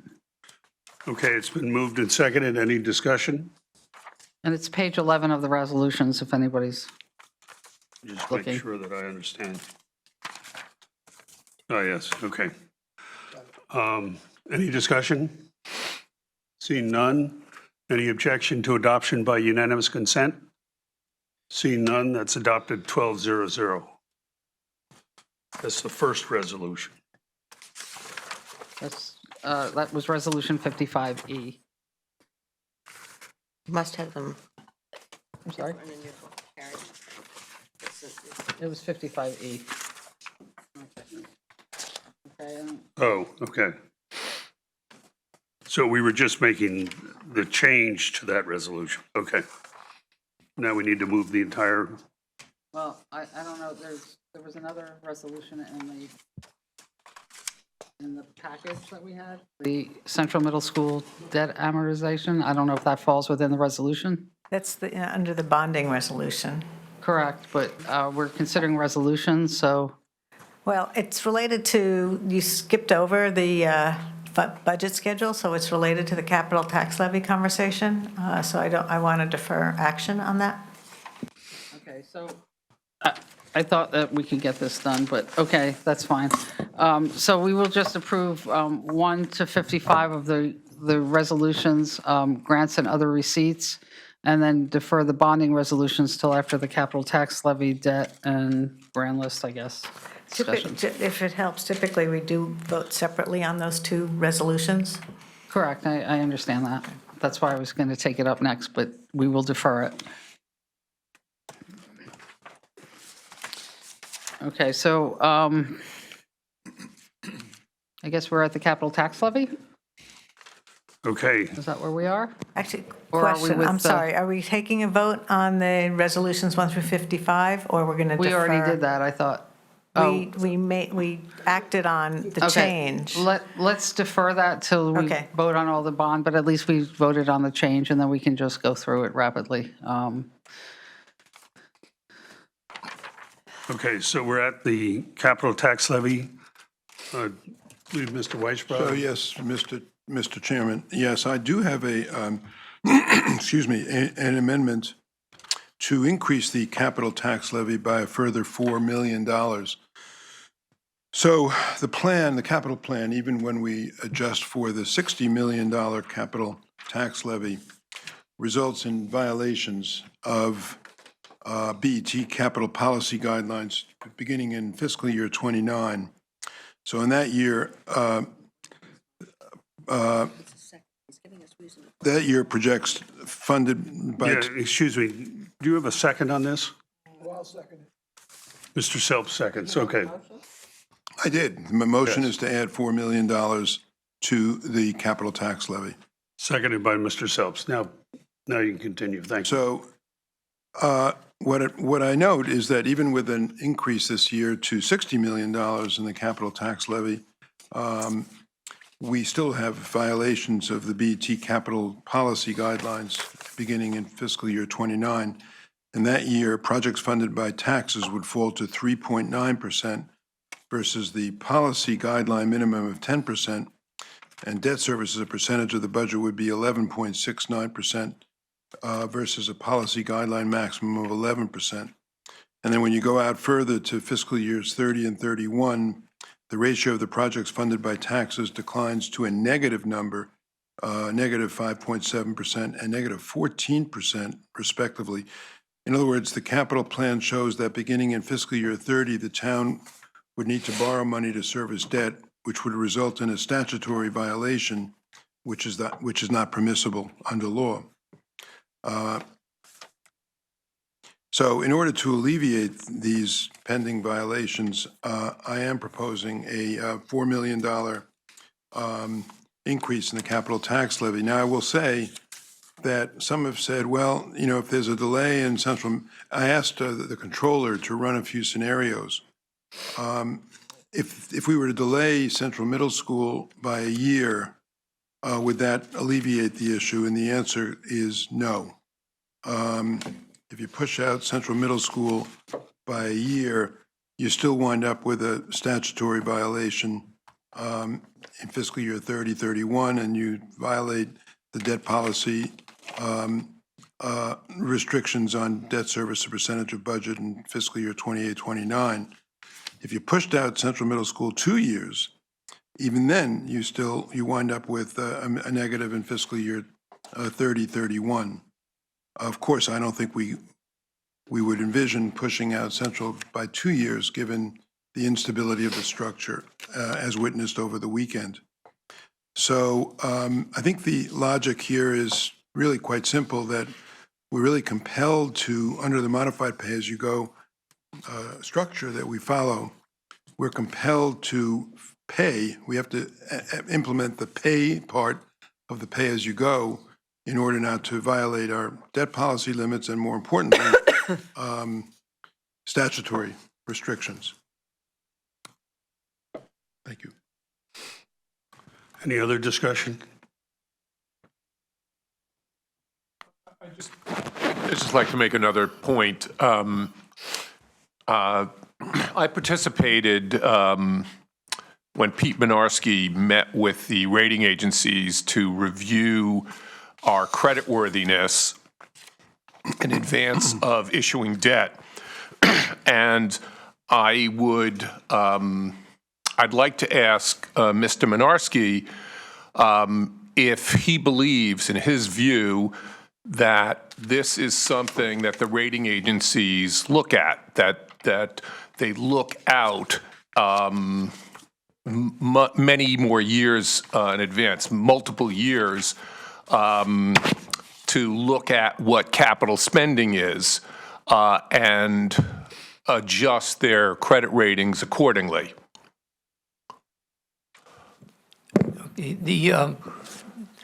What they ask for and we give them in advance is a 10-year operating budget and a 15-year CIP. They do not analyze it. They accept it as good management practice. As far as the out years, they only want to know what we're going to go out in the next 1, 2, or 3 years. So I think if you're asking me about the CIP model and what David is referring to as violations of the model, they do not look at that. Is that the question? But they do look at capital spending many years in advance. Would that be a fair statement? In advance, or you mean Well, into the future? they do look at projected capital spending. They only, since I've been doing this, they only look at the next couple of years. Most towns don't have a CIP that goes beyond 5 years. It's rare to have a 15-year CIP. So their emphasis on the next 2, 3, and 4 years, not 5, 10, and 15 years. No, but would it be fair to say they're looking out to 5 years, the next 5 years? They're looking out? Definite, Okay. yes. Okay, so that would tell me that they are focused on the metrics that my colleague David Weisbrod just mentioned, that if we're in violation within 5 years, that they're going to pick up on that. Yes. Is that correct? Is that a fair statement? Yes. Okay, that's why I think it's important for us to focus on that. That's another reason why it's important to focus on that, because rating agencies base their ratings on things that they project to happen in the next several years. Maybe perhaps not 10 or 15 years, but certainly the next 5 years. Yes, I would agree with that. Karen? David, just to confirm, in your accounting, did you account for the debt that will be retired by fiscal year '29? In your model? Well, I took the numbers that I was given by Roland. The numbers in the model are ones that were provided by the controller. And So I assume that, let's get an answer to your good question. I'm just, okay, and so the answer is yes, yeah. And there are other ways that we could account for this. And for example, in fiscal year '29, we could adjust the band length, for example, and come back into compliance. Would you not agree? You could expand the ban. You could expand the number of years in the ban, although I don't know what the logic of that would be. I mean, it would be, Well, I'm just saying that there are options to consider going forward, and that we have some time since the violations that you cite. And again, I haven't seen your model, so I don't know exactly what you're using for numbers. But there is time to work on this and to figure out options. yeah, Karen, first of all, it isn't my model. It's Roland, it's the controller's model. And I think everybody has seen it, or if they haven't, you should see it. But the answer to your question is, no, I'm going to agree with you. It's not going to happen tomorrow, all right? We're not violating the law tomorrow. That's evident from what I said. The issue, though, is how to plan for it. One option is to consider 3 years of bans, 4 years of bans. And quite frankly, that's something that we should use. I think that the chair should initiate the meetings of the Debt Policy Committee to evaluate that and other scenarios. I think we need to spend a great deal of, really a lot of time evaluating this thought that you have, Karen, which is okay. It's a good thought. So yes, the answer, long-winded way of saying yes, yes. So I guess my questions are just centered around, I don't think that there's an urgency right now to increase the capital tax levy by $4 million. I think that there are things that we can work on to make sure that going forward, we have, a plan and we understand what the numbers are and, and what projects are. There are also projects in the projections going forward that I don't know whether they'll see the light of day or not. I mean, they're included. So I just think that this would not be advisable at this time. Yes, Ms. Moriarty, please. Yeah, I just wanted to make a more general comment about our issue with the funding and the capital plan, because it's been a topic of conversation at this board for several years. And other than on this day, decision day, when we talk about capital tax levy and debt maturities, this board really hasn't had a good conversation about it. We have a capital modeling tool which is based on the initial time that the town went out to debt 15 years ago. And I think that we need a more robust tool. And I would think, I'm going to mention it at the Budget Committee meeting, we should think about engaging someone to help us create a tool that can be easily used, but maybe allows for a lot of this flexibility in terms of the band length, the bond maturities, callable for bonds, interest rate changes per year, not just one time, being able to move projects in and out. There's we need a better tool, I think, so that some of these issues and the way each of us are looking at this data can be answered directly with numbers in front of us. The second thing is to emphasize what David just says. The Debt and Fund Balance Policy Committee did not meet at all in the last term. It does need to meet. Some of these issues can be debated at that committee versus the Budget Committee. I think that's subject to discussion. But I do think we need to get our hands around, is our capital issue where we have a bump, we have a little hurdle that we have to get over to address some of these very large projects. Certainly Central, we don't expect a project of that magnitude to develop again.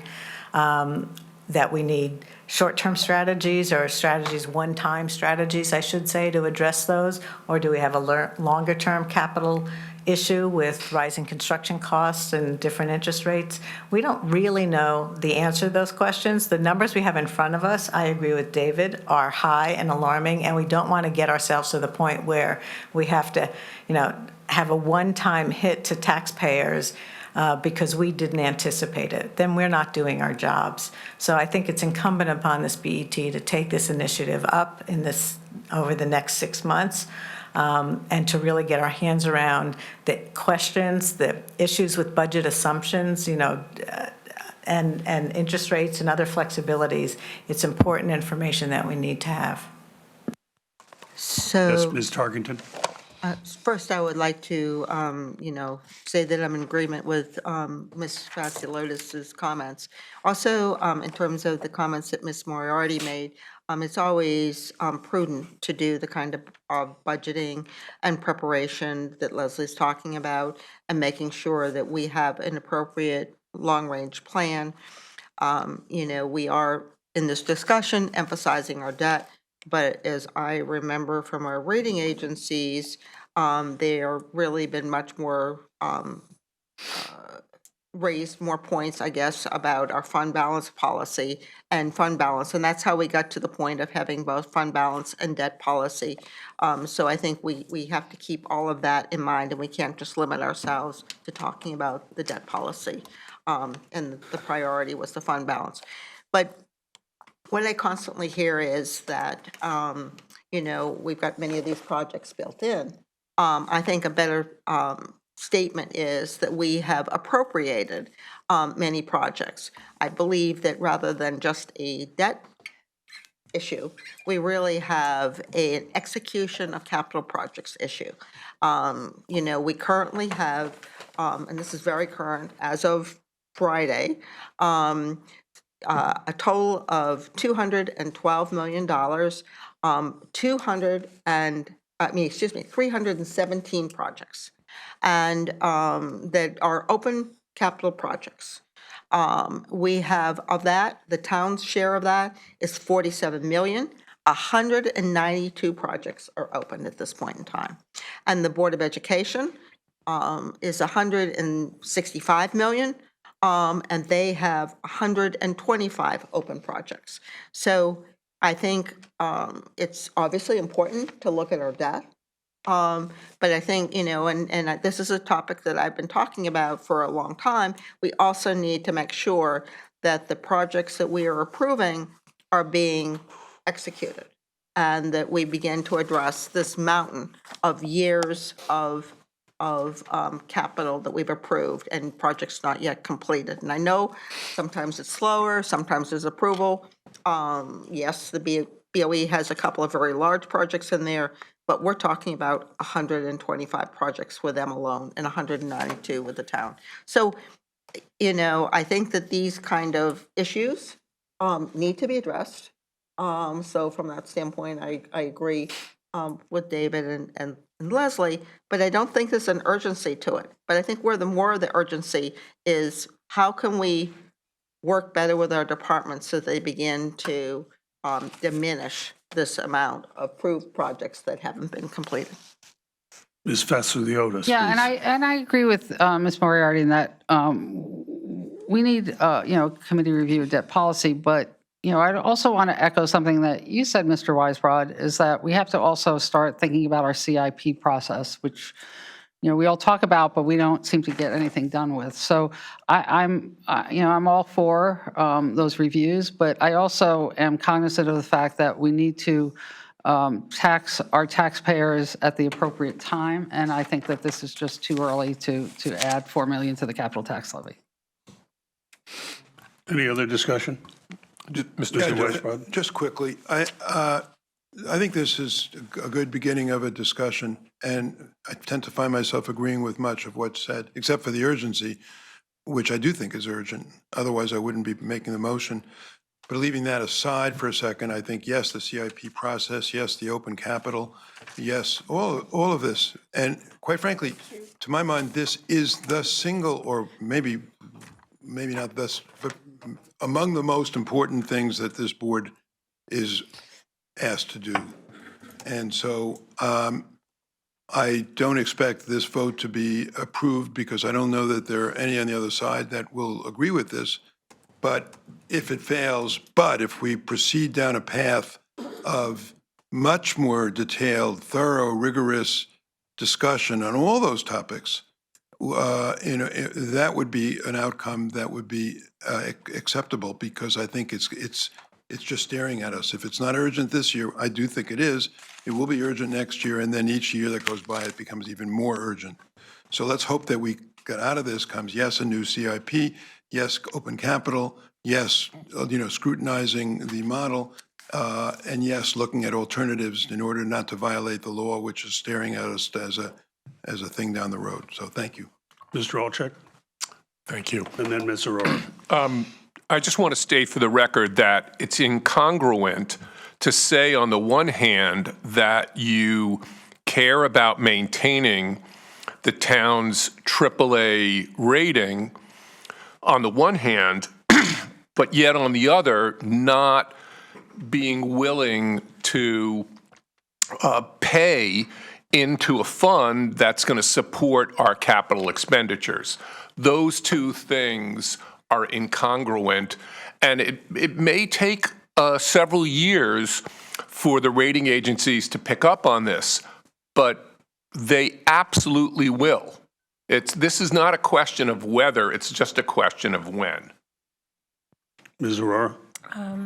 Okay, so I just want to address Elliot's point really quick, and I agree that our future debt, and Elliot, we talked about this a little offline as well, does matter in terms of, how the financial strength of our town. But one of the assumptions, or the major assumptions in our model, is that the spending that we've outlined for the next 5, 10, 15 years is in some sense hard-coded. So if some of those numbers change by 5%, 10%, 50%, whatever, right, plus minus either way, the year 5 number is not relevant, right? So I think you asked this question to Pete a few times in a few different ways to get the answer that you wanted, meaning does the year 5,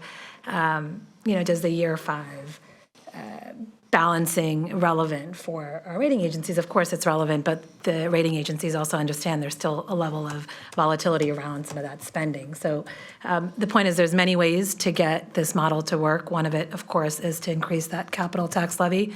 Another really important way, which I think a lot of my colleagues would agree, is that you can also think about controlling our spending in a different way. And I think, in this question, maybe to Mr. Weisbrod, I know you've looked at the model, while in year 5 we'll balance it with this $4 million additional increase, it won't solve the problems for 6, 7, 8, 9, 10, right? You'll need an additional capital tax levy next year and the following and the following. And I would like to ask you, have you looked at that? And do you know what that number would be? Because I'm looking at this right now, and yes, it'll work in year 5, but it's not going to work in the following subsequent years. And the point I'm really making is when we start going down this path, we go down a slippery path of continually wanting to increase this tax levy, continually wanting to spend more. And one of the things we as a finance board, and really what I see my responsibility on this board as, is to ensure that we have guardrails for spending. And we do our best to stay within them. We have a budget, and there's many ways to make this model work, but I think the most important one is to look at our spending and ensure that we keep our guardrails pretty tight, so future spending can be controlled even when we may not be on this board. So I think we just got to be careful that we just don't tackle the problem, solve it in year 5, and it's still broken going forward. Let's attend to the root of the issue, which is really spending. And if we can focus collectively on figuring out, and I'm not saying don't spend, I'm saying let's look at better ways to spend and maybe do more diligence around that. So thank you. Mr. Weisbrod?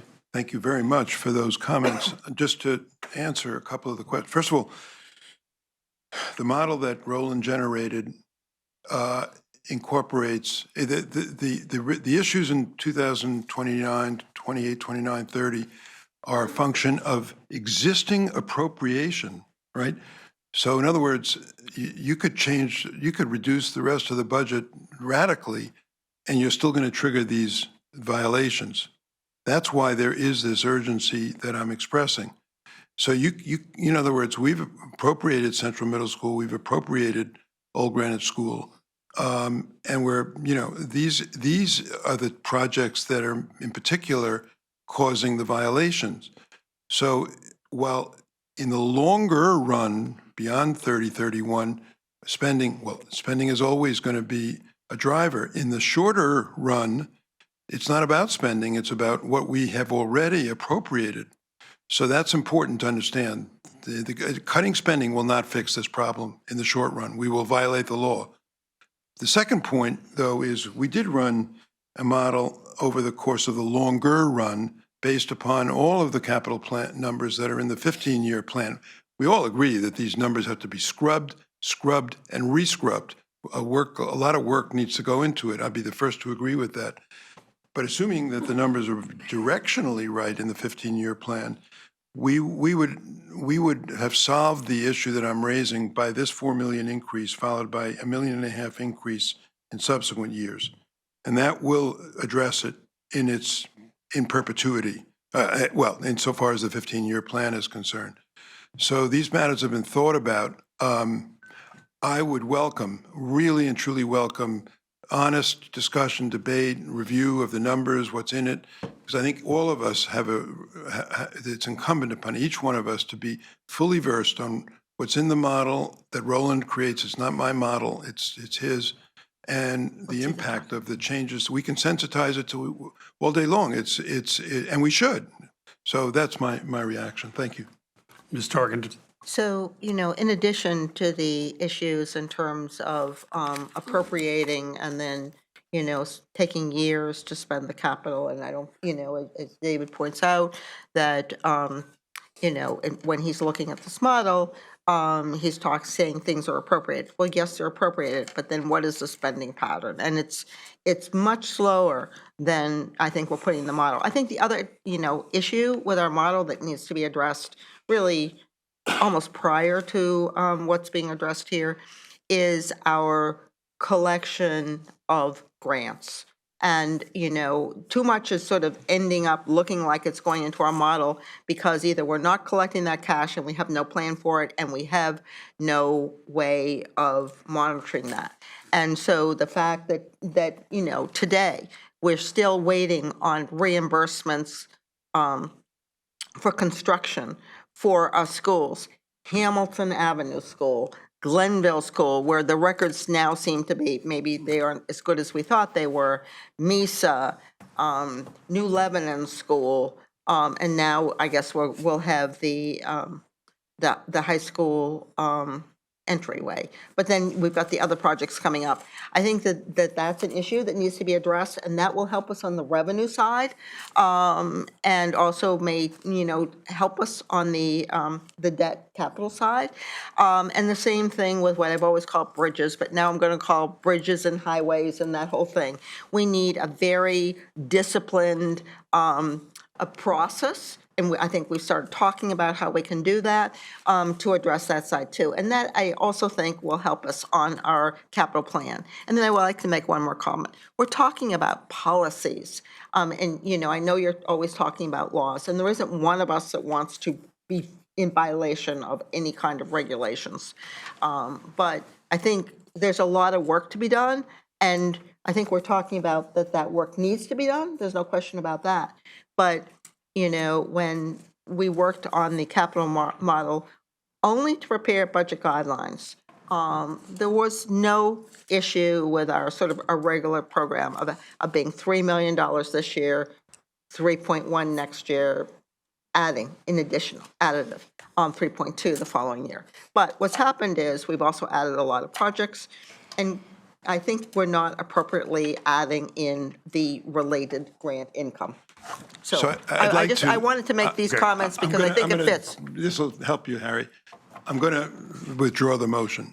And the reason for that is, A, the hour is growing late. B, I think we don't have the votes. C, I wanted to really initiate this very dialogue, which I completely agree with my colleagues, is a longer dialogue than we can have on day 3 of this decision day. So for those reasons, I will withdraw the motion. And is my seconder agreeable to that? I'll second it. I'll withdraw, that's fine, yeah, fine. Okay, your seconder is agreed. Thank you, David.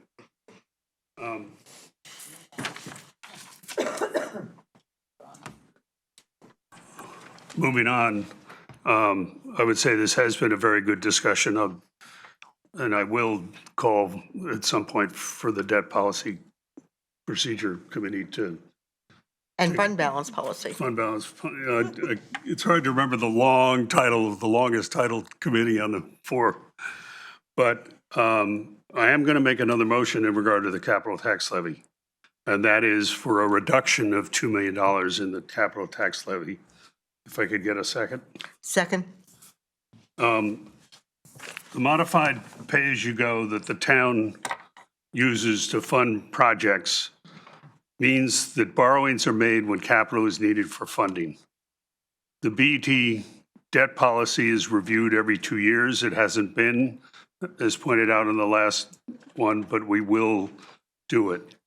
The BET debt policy guidelines are not law. As with any guidelines, there are guardrails that guide the BET as to approvals of capital. So that's the motion, that's the explanation.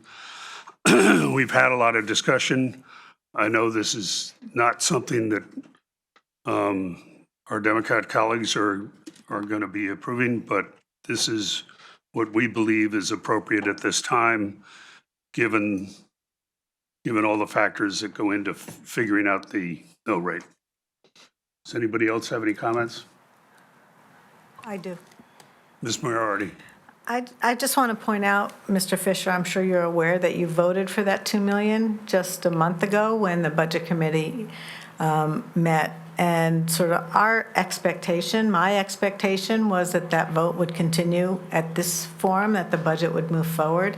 I'm extremely disappointed that you're changing your position. You just heard all of our reasons why we're very concerned about funding this capital model. It needs the additional funding.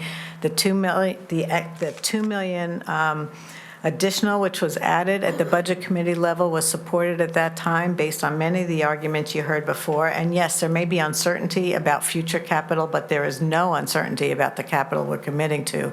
And we're going to move ahead with some very large projects very quickly. And this money, if you put it in this year, it compounds in future years. It reduces the tax implications for taxpayers by getting it in the initial year that you can. So you made the motion. Maybe I can get you to change your mind, but this $2 million, the $5 million that we're increasing capital tax levy is absolutely increased. And you just heard Mr. Weisbrod and Mr. Selps withdraw their motion. They didn't push the agenda or push the issue to try to take it to a vote because we felt that we had a capital tax levy that was responsible in this budget. You're now changing the name, changing the game, and really disappointed, but also very unsupportive of this motion. I would point out that the only way that we got a budget out of the Budget Committee was when your side, Ms. Moriarty, basically said you were not going to vote for the budget without that. Harry, I can't believe I'm hearing this. Did you call on him? No. You want to speak? Not really. There's not much for me to say. I mean, you vote? I'm dumbfounded. Mr. Chair, may I? Dumbfounded.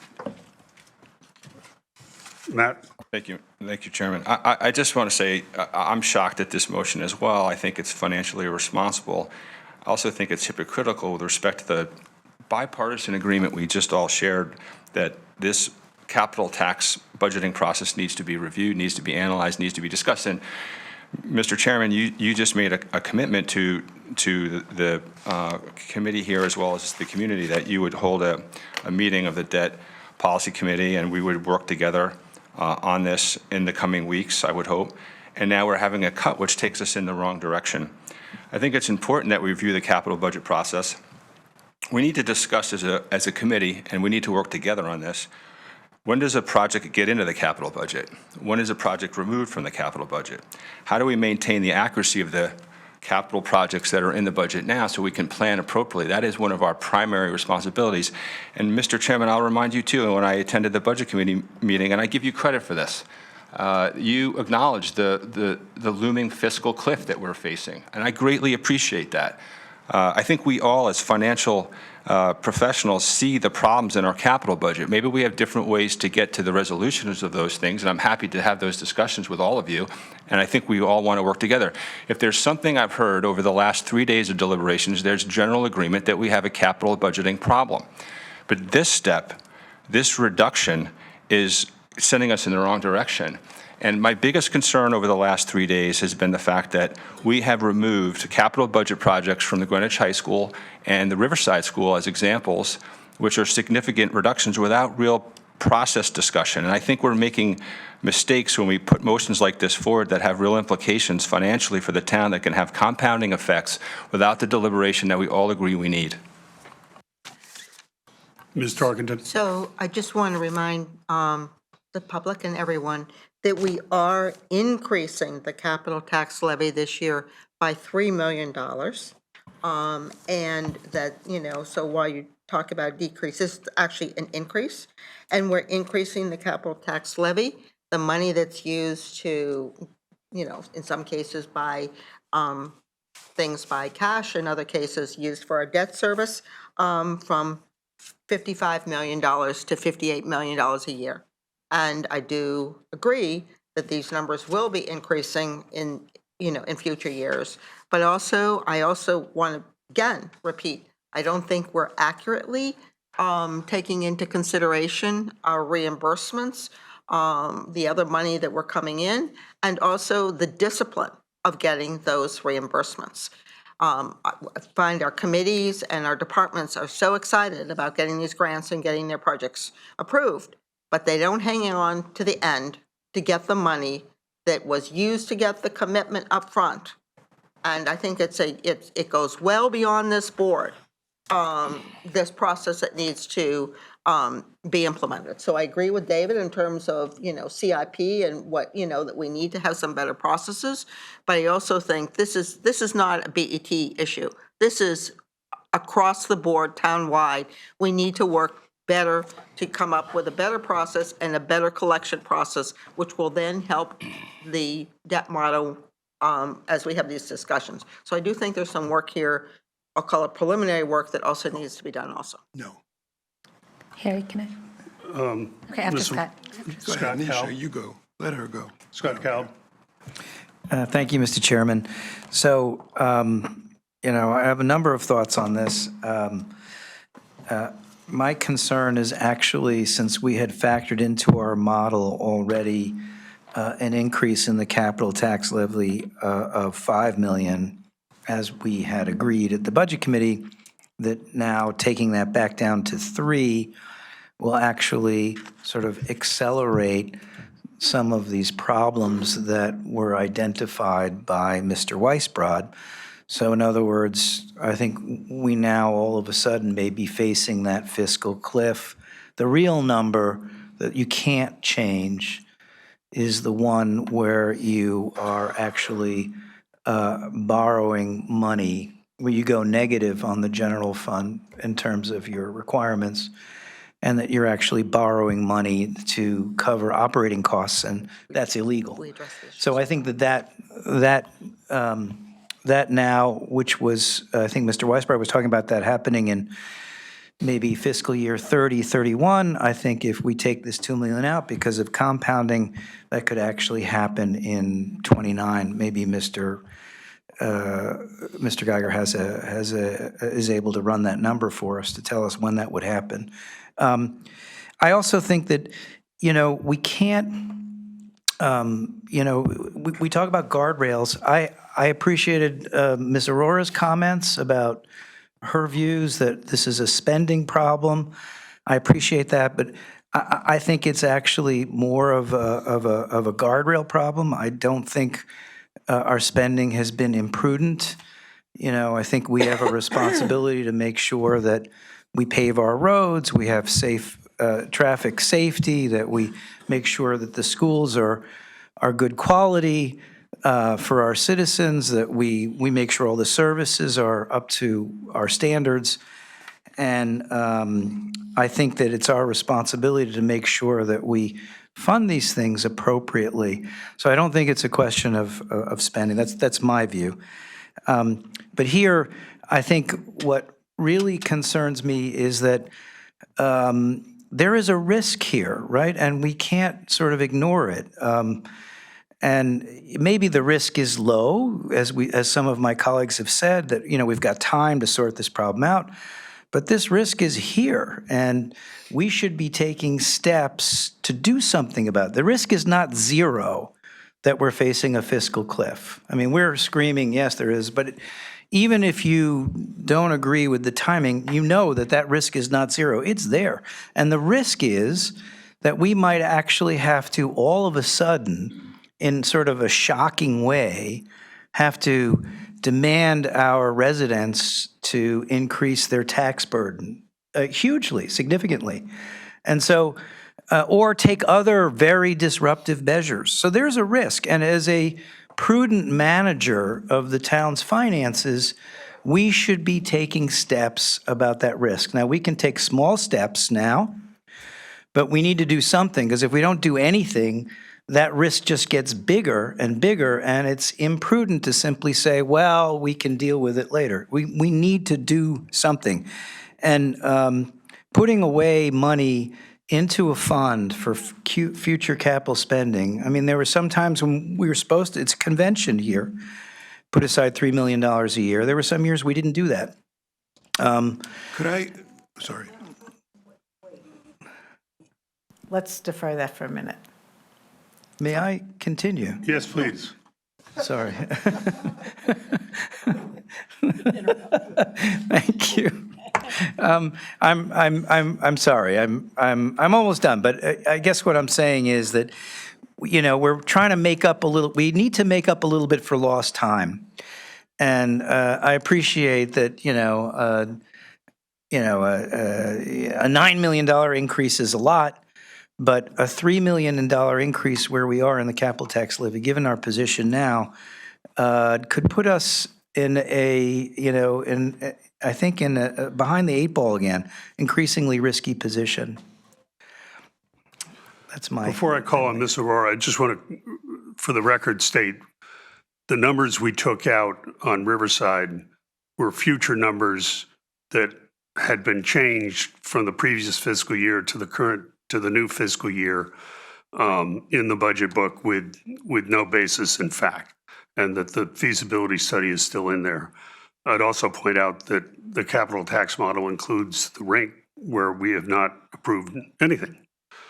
So, Ms. Aurora, you've got something to say? Yes. So I appreciate this discussion very much, and I do think that everybody on this board wants the best services and the best infrastructure, and I don't think there's a dispute on that we need to spend appropriately for our community. Just speaking specifically on the model, because I think that's where this discussion really fundamentally what we're talking about, whether we start at, and I'm looking at the model based upon the 58 million, not the 60 million.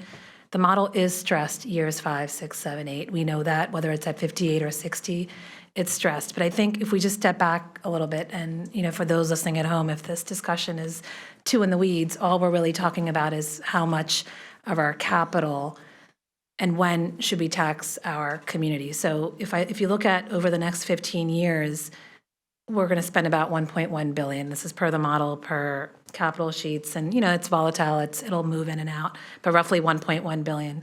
If we look at our capital tax levy, there's a few ways to do that. We can take that 1.1 billion, divide it by 15. On average, it's about 79, 80 million. We could just impose a capital tax levy of 80 million constant throughout the 15 years. Or we could do what we do, which is start at a number and slowly increment that change. So we start at 58 million in year 1, go to 61 million year 2, and so forth until we get to 100 million in year 15. The average of that is around 79 million. So the model in the long term over the 15 years works. Is it stressed in years 5 to 10?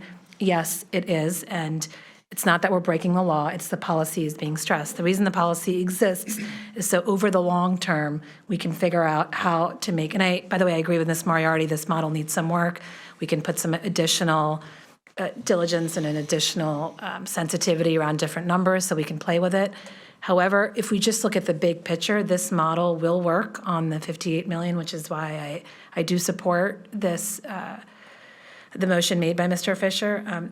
It still works in the long term, the same at 58 or 60, you're going to get the same stress in years 5 or 6. But I think, and I'll make this point again that I made earlier, when we start relaxing these guidelines, what we do is we open ourselves up to, again, not thinking about how do we want to tackle this project? Do we tackle this problem? Do we want to look at our spending, or do we want to just keep increasing the guardrails to make the year 5 work? Next year, we're going to want to make year 6 work, and so forth. Overall, this model will work. On average, our spending is, if we look at our spending is in line with our tax levy, starting at the 58 number and going all the way to 100, which, I think is appropriate. So I just want to make that statement. I had a couple other comments, but I can't read my handwriting now, so I'll revert back to you. Okay, Ms. Moriarty, I'd like to move to a vote on this fairly soon if we could. Well, we're not going to be able to, but the first comment I have to make with Ms. Nisha's comments are that the capital isn't flat over the years. The 112 million for Central Middle School and the 43 million for Old Greenwich School are significant projects, and they're in the near term, not out in years 10 through 15. So taking averages over the 15 years is a little bit misleading. But on that note, Mr. Chair, we need a recess. Okay. How long do you think you need? We'll start with 15 minutes. Okay, so we'll try to get back here by 10 past 2 o'clock. When does the... Okay. We're back. We're back in session. We have a motion on the table to reduce the capital tax levy by $2 million. Is there any further discussion? Mr. Chairman, I'd like to make a comment if I could. Sure. Voters expect us to make the hard decisions and address the difficult issues that face our town. That's why we're here. We all agree we're facing a fiscal cliff. And what are we doing? We're ignoring it yet again and potentially cutting the capital tax levy before we meet to have a fulsome discussion of the options which we all agree are necessary. This is financially irresponsible and very disappointing. I urge the chair to reconsider his motion and support the previous position and support the existing $5 million capital tax levy that's in the budget. I did not join the BET to ignore the problems that face our town. We have several options that are available to us for the capital budgeting process. We've discussed many of them over the last 3 days. We all agree we need to address this, and what we're doing now with this motion is moving in the opposite direction of what we need to do.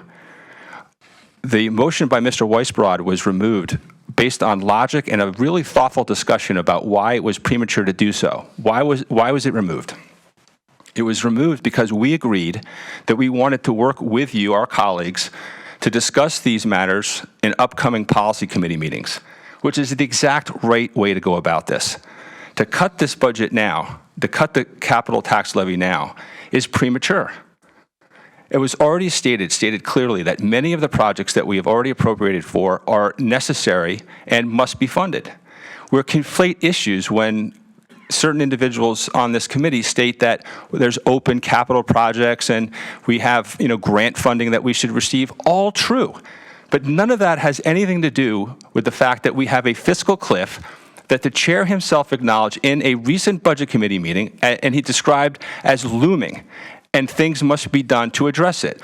One of the things we can do to address it is to be thoughtful stewards of the capital tax budgeting process and have appropriate capital tax levy amounts that we can put in place to allow taxpayers an analysis and a thoughtful forecasting of what our intentions are with respect to pay for the capital projects that we know are important and necessary for our town.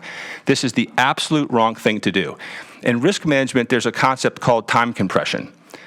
And when you let fiscal problems, or you let any type of problem that's acknowledged, and here's the thing, we all acknowledge they exist, when you let them loom out there, time compression in risk management tells you your options become limited.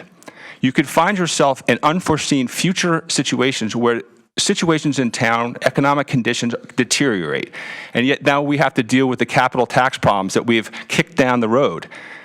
That puts an unfair burden on taxpayers.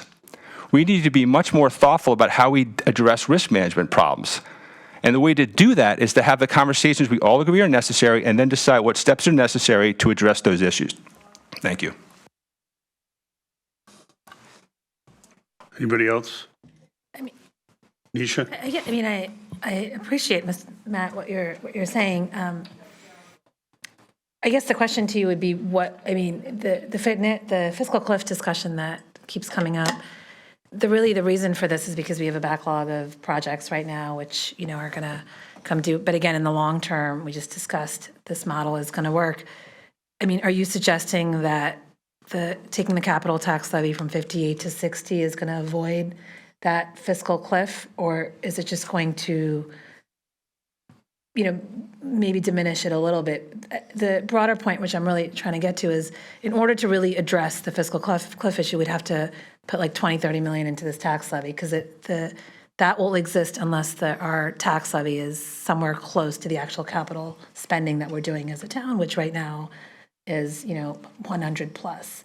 So I think we can make these comments because they're good talking points, but it doesn't really, taking that 58 to 60 is not going to solve the problem that you're looking to solve. The problem really at hand, at the heart of our town, is on the spending side. It's not on the model. So we're trying to adjust the model, and instead, again, not looking at the root of the problem, which is to look at the spending. We keep talking about this. We've already appropriated the capital. We've already spent it.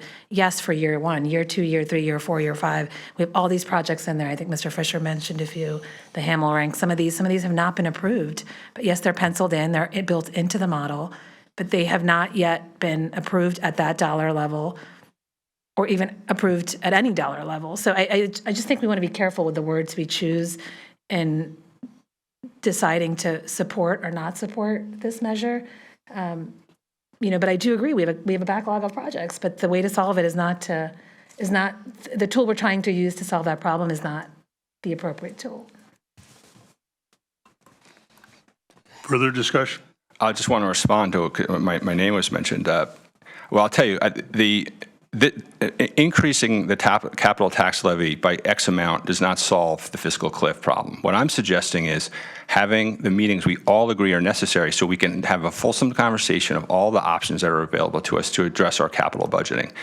What I will tell you is that by reducing the capital tax levy by the way that this motion is suggesting we do, that certainly doesn't help our capital tax cliff that we face in front of us. That certainly doesn't help it. There are other options available to us. I agree with comments that were made about sourcing grant funding. I agree with looking at our CIP plan, looking at when capital projects should go into the capital budget, when should they be removed, what's the mechanism in the process for that, how do we know they're being valued correctly.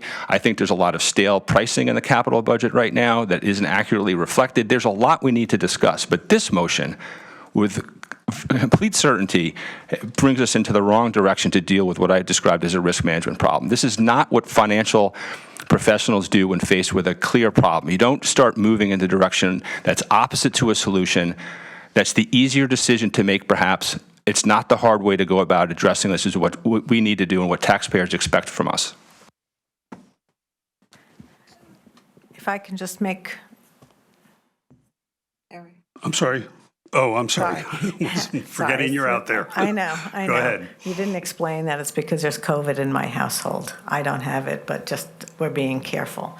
I just have to comment to Ms. Aurora's characterization of this model, just so everyone is understanding. The projects that we have voted on so far in fiscal '25 and the interim fiscal '24 projects, which are included in that debt estimation, we don't start paying the debt service on that until fiscal '29. So the fact that there are several projects out in a couple of years in the capital model is not what's driving the fiscal problems we see in the debt service in fiscal 30 and 31. There is some impact on what we approve next year and the year after, but those capital years are smaller numbers than we have so far, and they are also spaced out. We don't pay debt service on the full amount of the capital appropriation in the 1 year. We space it over 2 years. So this is all why we need to do everyone needs to understand how this model works. We need to refine the assumptions and make it more of a tool for everyone on this board. However, the $2 million, the 5 million that's in there now does continue to show negatives, which means that we would have to bond for debt service, which we are not permitted to do. That's the violation that Mr. Weisbrod always talks about. It's not violating our policy. It's going negative and being able to cover debt service with the capital tax levy. That's the value of the capital tax levy. The $4 million additional, which was withdrawn, would have erased all those negatives. We still violate our policy, but we don't have any negatives in terms of covering debt service. So I know that we can spend time and should spend time on understanding this model, what goes into it, and how better to use it. But I don't think saying that the model itself is flawed in how it's presenting the data to us so far, or showing that we have this problem out there in the future based on historical approvals. Understanding that one of our members has a 4 o'clock hard stop, I'd like to move to a vote unless there's an objection. Seeing none, would you call the roll, please? Alcheck, Absolutely not. DeChamp, No. Aurora, Yes. Selps, No. Vasiliotis, yes. Fisher, Yes. Tarkington, Yes. Moriarty, No, Weisbrod, No. Jansen, Yes. Cobb, No. Alfano, Yes. 6-6. 6-6, I'll cast a seventh vote to approve the motion to reduce the capital tax levy to $58 million, a $2 million reduction. I think the next vote, Roland, is on debt. Is that true, or? Oh, okay. Okay, so When would we take up the last page of this? that's the book? resolutions. That's under That's in resolutions. Yeah, resolutions? that's the last thing. Okay. So the mill rate is next? Okay. Yeah, The screen is not on, so you looked over there, but we can't see that black. Well, he's getting it on. Don't worry. No. Roland looked up there. It's like the eclipse. do we need to act on the change in the grand list number? No. No?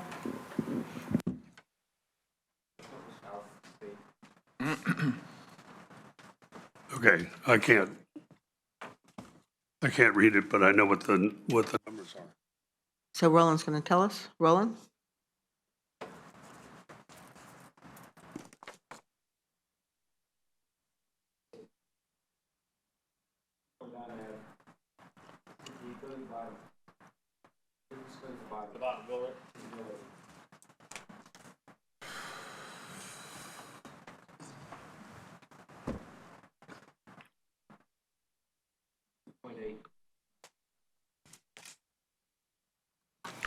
Okay, I just, for everybody's perspective, the recommended budget came in at 361. The changes that were made reduce, what was the first set of changes? The grant list reduced that down to 345. Then the lower operating took another 17 basis points off to bring it to 328. And the action just taken on the capital tax levy brings the forecast grant list increase to 2.8, or mill rate increase to 2.8%. Obviously, this board will meet after the RTM in May, and will set a final tax rate based on any action that the RTM takes and any new information that comes to us. Can I just ask for a clarifying question? I just want to go over the changes. We reduced operating by $695,844, correct? And then we did reduce capital projects, $3,626,000, I believe, but the only impact on the mill rate is having the tax levy at 58 million. So can you show me the total amount to be financed? 501, 306, 298. There were revenue changes, I guess, that I don't have reflected in here? No. So I just want to make sure. Let's take it up to so we can see what comprises the 58, Adam.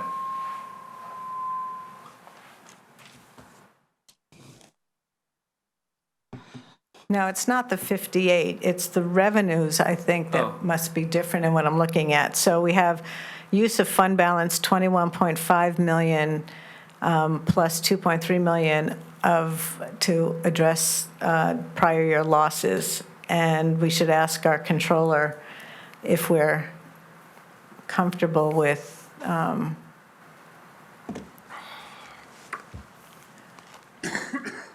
can you go down to the funding section? Is that bigger behind me?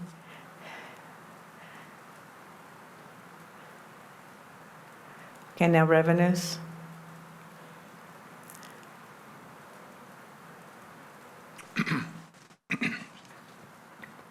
Okay, sorry. I just wanted to make sure the chart that we had shared before, that the numbers tied. I want to ask the controller if he is comfortable with the use of fund balance at 20.5 for this year. I know that, in future years, we may not be able to use that much, but at this point, our expected fund balance for June 30 is going to be flat. We're not dipping into fund balance, or are we? June 30th for this year? This year. It's between flat and a loss of potentially up to $1 million. One of the negatives that came through was the police additional appropriation. But just a warning moving forward is you take a risk with this large fund balance, use of fund balance, and if your large revenue numbers like the conveyance tax, the building permits, the interest income disappear, you create a deficit. And I've had this conversation in the last couple of years with Bill Lindsay from Unistat, the financial advisor. You're backing yourself into a corner. You can get by this year, but you're taking a risk that you might have a large retreat from the use of fund balance as early as next year. So to answer Ms. Moriarty's question, you can get by now, but you're going to have to pay attention when you do your budget guidelines in September. And it's probably, in my mind, and in my opinion, that it's probably going to be the biggest budget item going into next year. And I would say that you have to start drawing down on the use of fund balance because there's a risk element there. Hopefully I answered your question. A risk element? Risk element is, Mr. Deschamps, is that if you have a loss, okay, and what's driving the loss, The reason we're at flat this year for 2003 is because we have conservative revenues, okay? We're expected to return between 12 and 15 million. The big revenue numbers in there are tax collections, the conveyance tax, the building permits, the interest income. We're eroding them slightly, okay? So there's the risk that that goes away. And there's also the risk that the operating budgets, for a variety of reasons, don't return as much money to offset the use of fund balance. You need revenue surpluses and underspending to return that fund balance. If you get into a situation where you have a deficit, the credit rating agencies will let you go. They'll say, we're looking at it. He says, make sure you don't have 2 years in a row. So if you get into a situation where you have a deficit, the only way you can resolve that going forward is to start cutting back dramatically on the use of fund balance. That's the risk I'm talking about, is basically economic risk as far as the revenues. Right, so And we went through this we have a risk management problem. Yeah, and it exposed itself, you all know here, you're all around working mostly in the financial meltdown back in 7, 8, and 9, where we went negative, okay? And we had layoffs, and that's when I talk about risk, that's the risk that's out there. Understood, thank you. Any other discussion at this point? So at Yes? hesitation, I'm not looking to expand the meeting, but after that explanation and trying to understand everybody's sensitivity to tax rates, I'd like to make a motion to reduce the use of fund balance by $800,000 to $20,700,000. Second. And I selected that number, I have to say, somewhat arbitrarily, is because I know that there's a desire by some of my colleagues to keep tax rates below 3%, and that keeps it below 3%. But it's acknowledging that we should slowly work down. That the risk that Pete's talking about is that we will have a significant jump potentially in tax rates next year.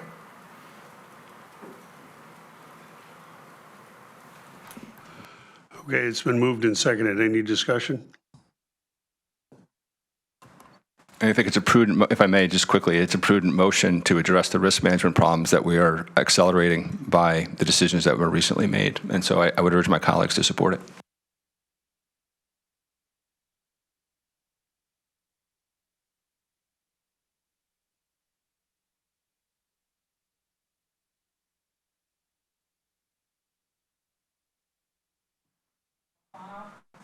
I'm sorry, Alfano? No. Kalb? I'm sorry, can you just repeat what the motion is? Reduce fund balance use by $800,000.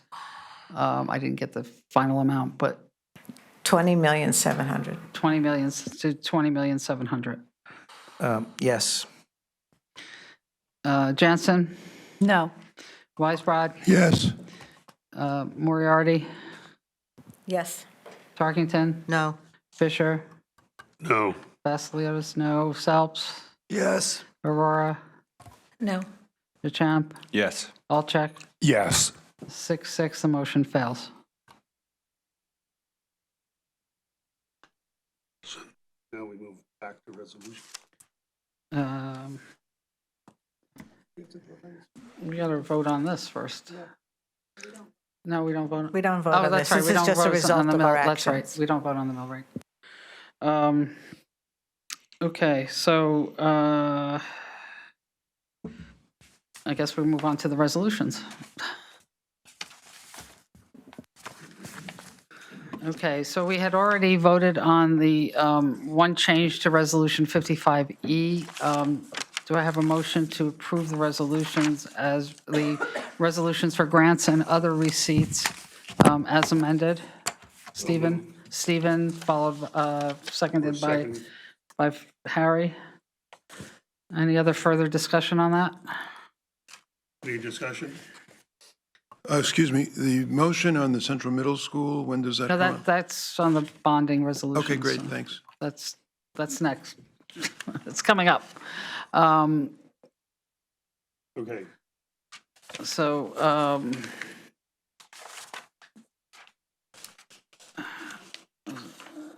okay, so We're voting on grants and receipts. grants and receipt, and other receipts. We're voting on the first resolution, which is entitled, which is pages 1 Through 11, through 11.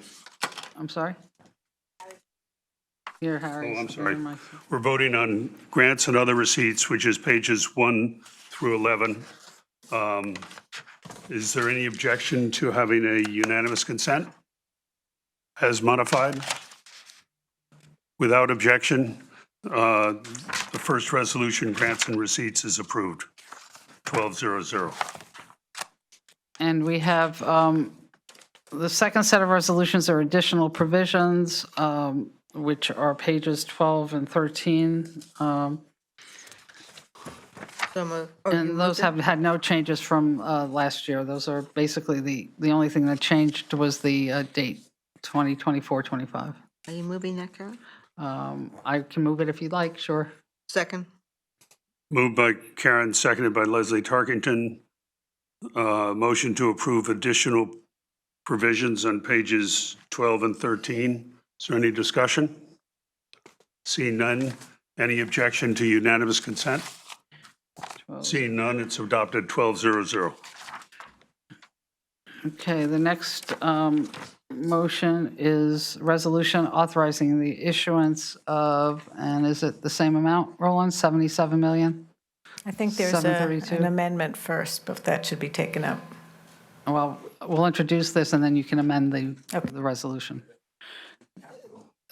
It's a resolution of 77,732,000. Can you say that, can you use your microphone? 76,106,000.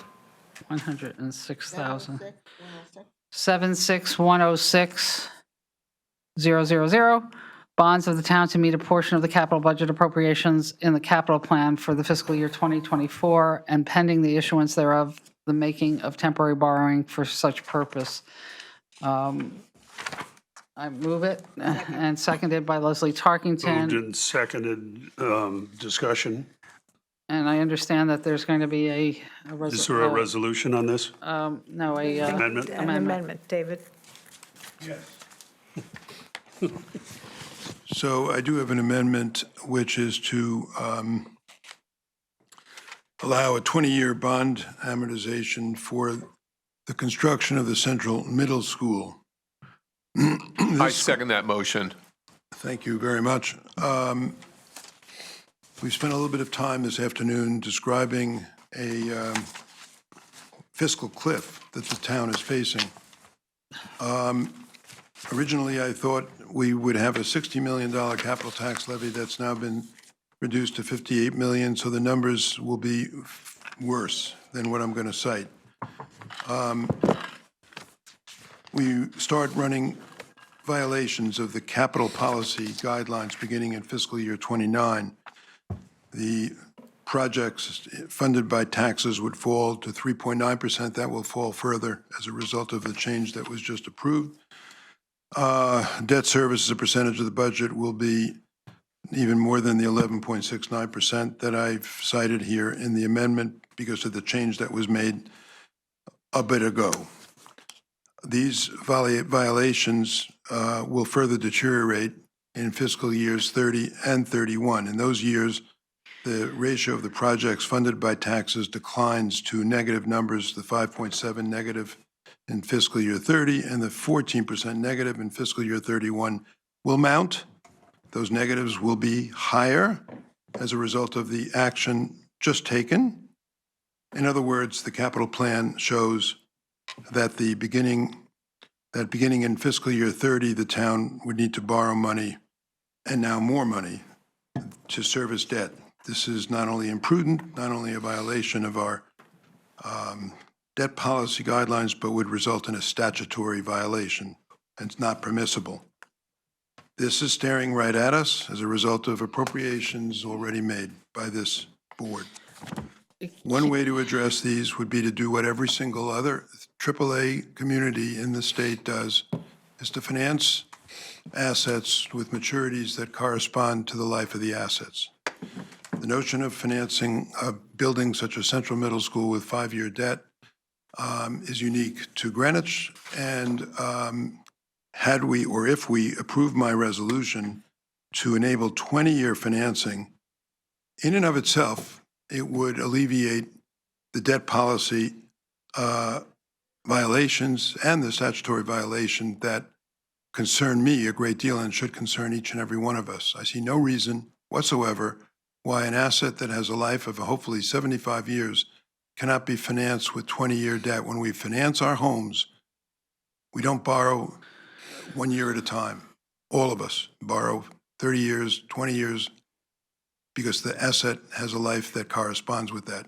It's sensible, practical practice. Every other AAA community does it, and I recommend through this resolution that we adopt it here, not across the board, by the way, but in this one instance for Central Middle School. I'm not in favor of 20-year financing as a policy across the board on all assets, but in this particular asset, I think it makes eminent good sense.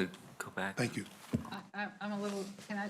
Yeah, go ahead. Can I just Karen, ask and for then- clarification, because we have before us the issuance of 76,106,000, but your resolution calls for 109 million for 20-year bonding, which is more than what we were anticipating borrowing. So I'm not sure where this fits into this resolution and how the final resolution would read.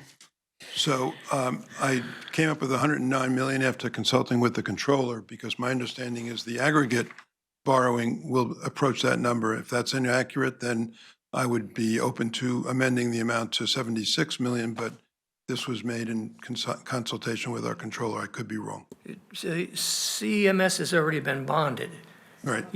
Are you amending a pre-existing bond resolution? Well, yes, if we can, I would see us bonding, there's no reason not to bond the entire, construction with 20-year debt. I don't know. I mean, we've already bonded the amount. I don't think you can go back and If it can't revise be, it. if that, I defer to the controller and budget director. If that's not doable, I would amend the amount to $76 million. It's a question of fact that But the 76 million, David, is not just for CMS. I mean, CMS has been bonded already. The 76 million is for other borrowings that, So how much of the CMS has been bonded to date? It's the resolution for CMS was already passed, but we haven't actually gone to market for those bonds. Right. Is that a correct statement, Peter? We have gone to market for that. Well, that's what I mean by, the bonding resolution that's on the table is not applicable to your amendment. It's distinct, separate and distinct. We've already bonded CMS, and we've already gone to market as far as temporary financing, which is not, it's a one-year financing, okay? I think if what you're trying to accomplish is an amend a pre-existing bond resolution. You follow what I'm saying? Yeah. So your action has nothing to do with what's on the table right now. I think because it's not in here, you probably should vote for the motion that's on the table, and then you're amending a pre-existing bonding resolution, not the current one. I would agree with that up to the point that I'm not sure that a pre-existing resolution that was passed by the BET and the RTM can be amended at this point. I don't see why not, and I don't know. I appreciate the clarification, Pete. And I'm perfectly happy to follow in that vein. but I guess my point is that I would like to see the full resolution that you're proposing. You're just proposing an amendment to incorporate long-term borrowing, but I don't have the verbiage. Bond counsel hasn't given us the verbiage for that. And I would not be prepared to vote for anything like that until I know what we're voting on. I mean, Seems it's to me okay. the verbiage is just changing. Instead of up to 5, it's up to Well, 20. I don't know that. I mean, it could be other changes as well. So, you know, Well, you can certainly add, if you're willing to support my motion, language to the effect that, subject to approval by council. now, you know, again, I don't, you know, you do talk min- about us doing things on the fly, and this is kind of, you know, it's been out there, but, you know, in the meantime, you should have come up with an actual resolution that we could have considered before us. I'm not supportive of this. Well, you're not supportive of it, not because of the fact that there's no resolution, but because you don't support the Well, concept. I'm both. I'm both factors. Okay, that's fine. Okay? Just to move, well, Yeah, Mr. Menardsky? I think that my recommendation is that, number one, I'll repeat, you should vote on the resolution that's on the table, okay? Number two is, and to all of your points, I understand you have different opinions, whether it's the 15-year CIP, you know, whether it's 5-year versus 20. I think, number one, you should gather the group together, a special projects, 2 Republicans, 2 Democrats, everybody can watch, and start looking at the debt policy and the fund balance policy. And what we can do is, and we've done this, the modeling, we could bring the modeling in. We could use discount rates like we did in the past. We could use 5 versus 10. You could use 5 versus 20. You could do different types of scenarios. We get the professionals in from Unistat, and you get the group together.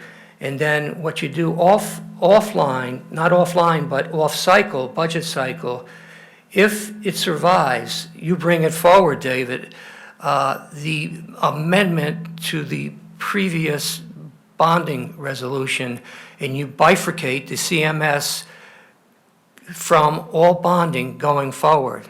That's just my recommendation, but I don't think this is the proper place for this amendment in this budget cycle. And I agree with that. I agree.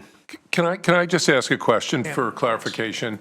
So I'm looking at this resolution, and as, you know, a former Muni guy, I'm a little confused because it says bond, but these are really notes. We're not issuing bonds, we're issuing notes, right? A note is a bond anticipation note, which generally carries a year maturity. So, and then it states in here that we're issuing bonds. The bonds shall be general obligation bonds, et cetera. So I think that this terminology is slightly off.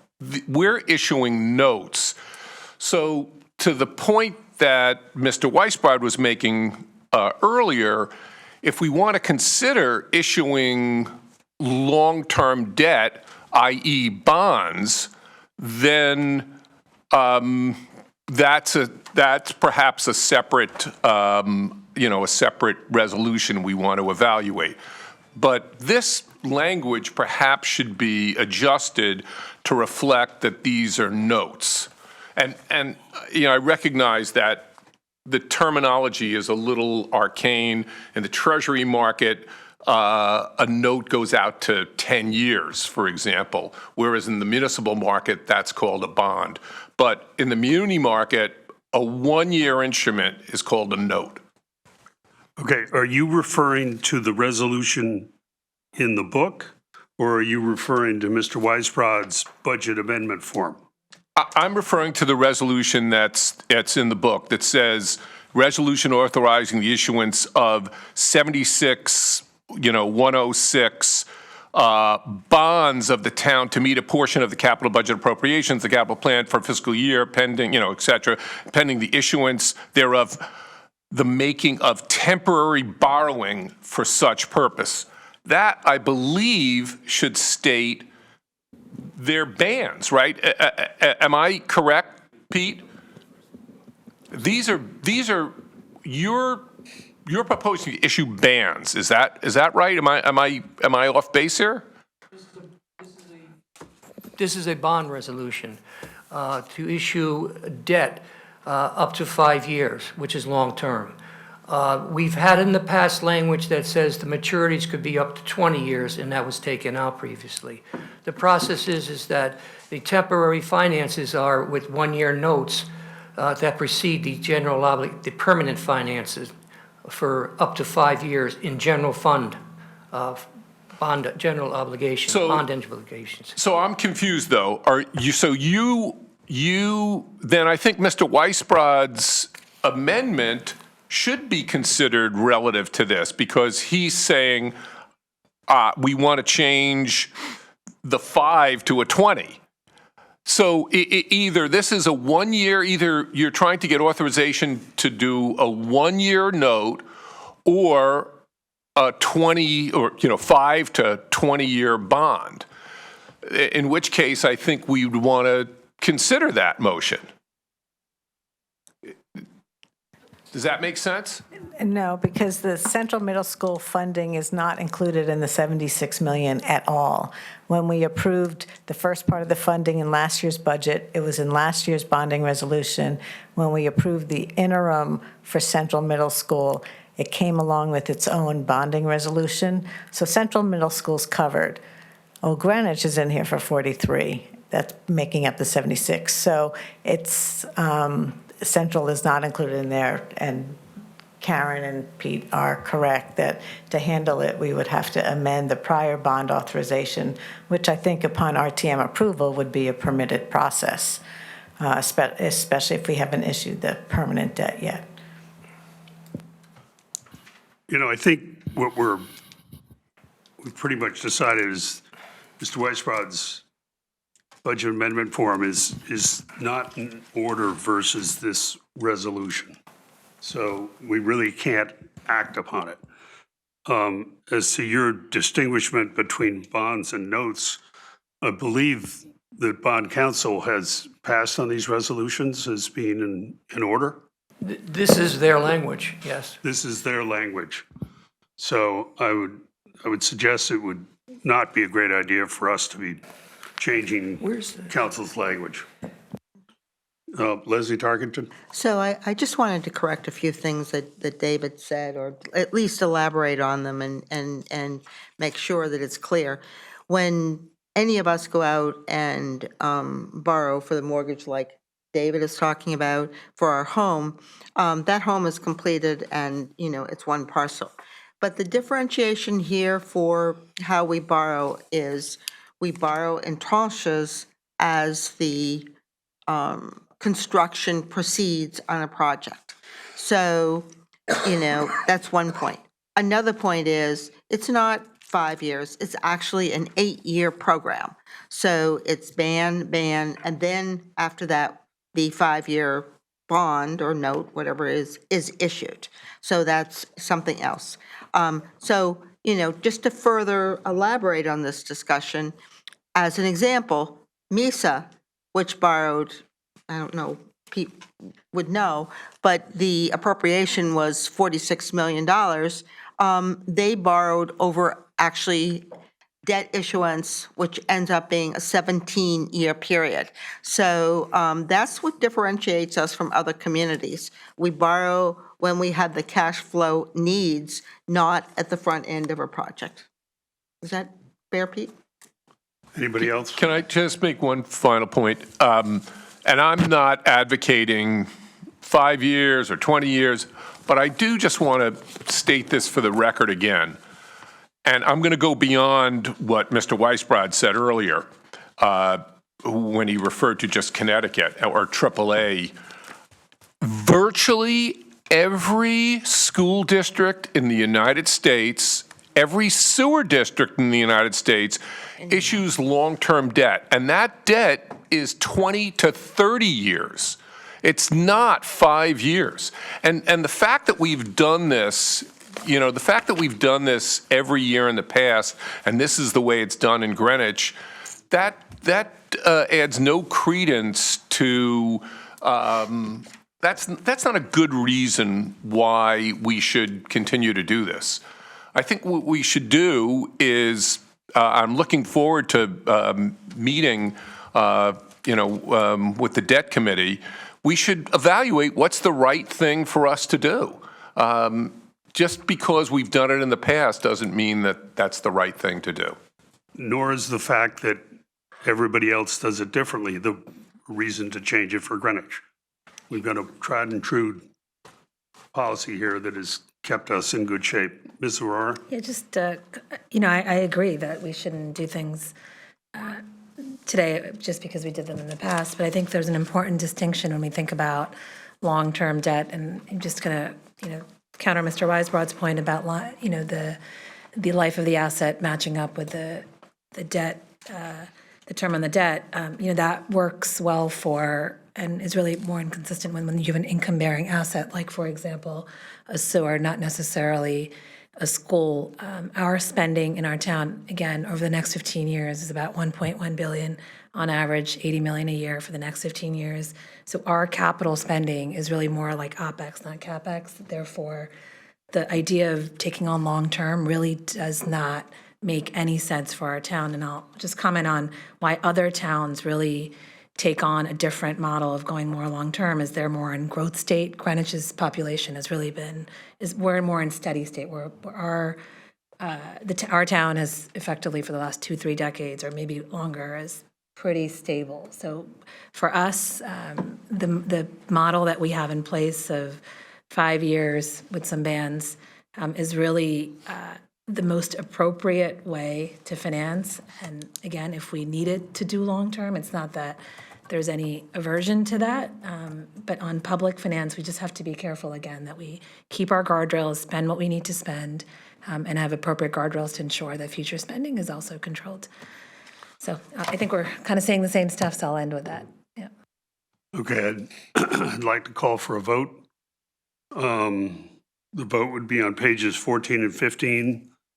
The resolution authorizing the issuance of $76,106,000 of bonds of the town to meet a portion of the capital budget appropriations in the capital plan for fiscal year 24-25, and pending the issuance thereof, the making of temporary borrowings for such purpose. Would the clerk call the roll, please?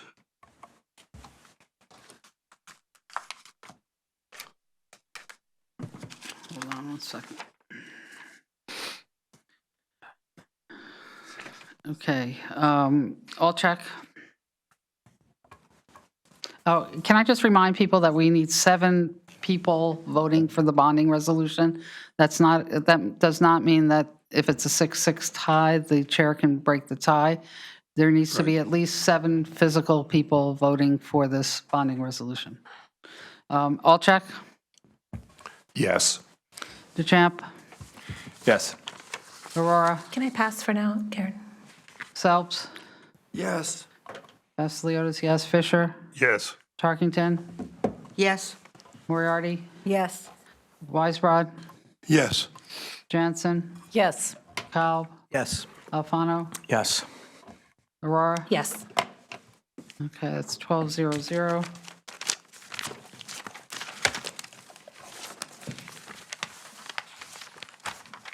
Okay, now we'll move on to the resolution on pages 16 and 17. Resolution authorizing the issuance of $22 million, is that still the correct number, Roland? Of the town for various sewerage system appropriations in the sewer improvement capital plan for fiscal year 24-25, and pending the issuance thereof, the making of temporary borrowing for such purpose, and I'll move approval. Seconded by Ms. Tarkington. Any discussion? Seeing none, we need to call the roll, please. And again, we need 7 physical people voting, yes. Alfano? Yes. Kalb? Yes. Jansen? Yes. Weisbrod? Yes. Moriarty? Yes. Tarkington? Yes. Fisher? Yes. Vasiliotis, yes. Phelps? Yes. Aurora? Yes. DeChamp? Yes. Olchek? Yes. 12-0-0.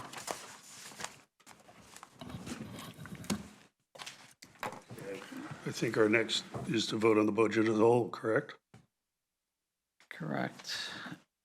And I'm going to ask that we take a 10-minute recess. All right, we're going to take a 10-minute recess, but the next vote, the next vote will be on the budget as a whole. To caucus. Is this for the? Okay, we are reconvening with minutes to go against Stock's deadline. I don't know if that can be a little softened. So we have, I guess we have a motion on the table, which goes back to our first day.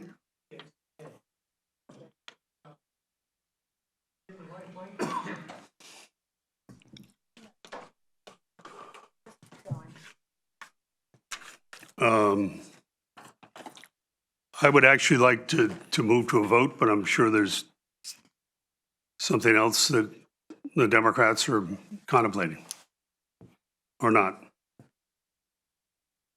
No, we're not contemplating anything. We just have, as announced that early this morning, my colleague has a rigid 4 o'clock deadline to make a flight overseas. So we're waiting for you, the chair, to lead this to a conclusion. We're not contemplating anything. Okay, so I guess we move to a vote. I have another view. Well, there's no time is the problem. That's correct. We have time for a vote. There are comments to be made about it. So we don't have time because we are going to lose our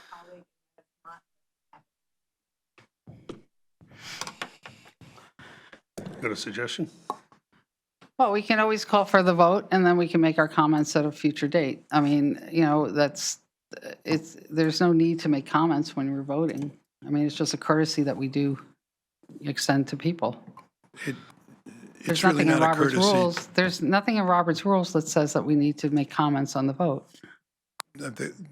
There's no courtesy about the 4 o'clock deadline. That was well aware to everybody at 8 o'clock this morning. We're not delaying this, David. We didn't know your caucus had broken out.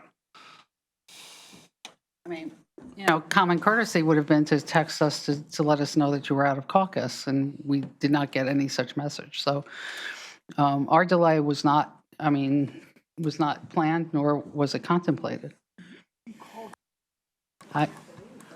Well, we were And we ready. can We were continue. ready a half hour ago. It was you guys that said you needed more time. That's not true. It's just simply not That's true. inaccurate. So can we make a motion to recess? The time is 4 o'clock, and this is over because we have, a colleague has to go. Then that's absolutely false. We were willing to come back into session.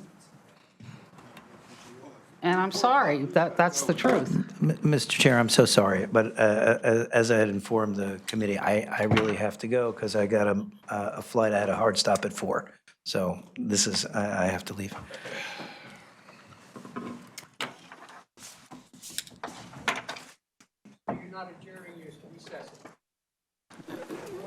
We're adjourning the meeting, but it's to a date that we're going to have to figure out in the future. It's splitting hairs, but yes, it's technically a recess, but Robert's rules is adjournment. There was a motion already made on the table to pass the budget on the first day, but the caucus that's leaving right now has decided that they cannot take a vote today. I would just note for the record that Republicans are still here, ready to meet. And I'll note for the record that it was stated before the commencement of this meeting and acknowledged by the chair that we had a 4 o'clock hard stop. We're aware of that. We were not aware of the hard stop last Thursday. No, we weren't. That's the truth, Matt.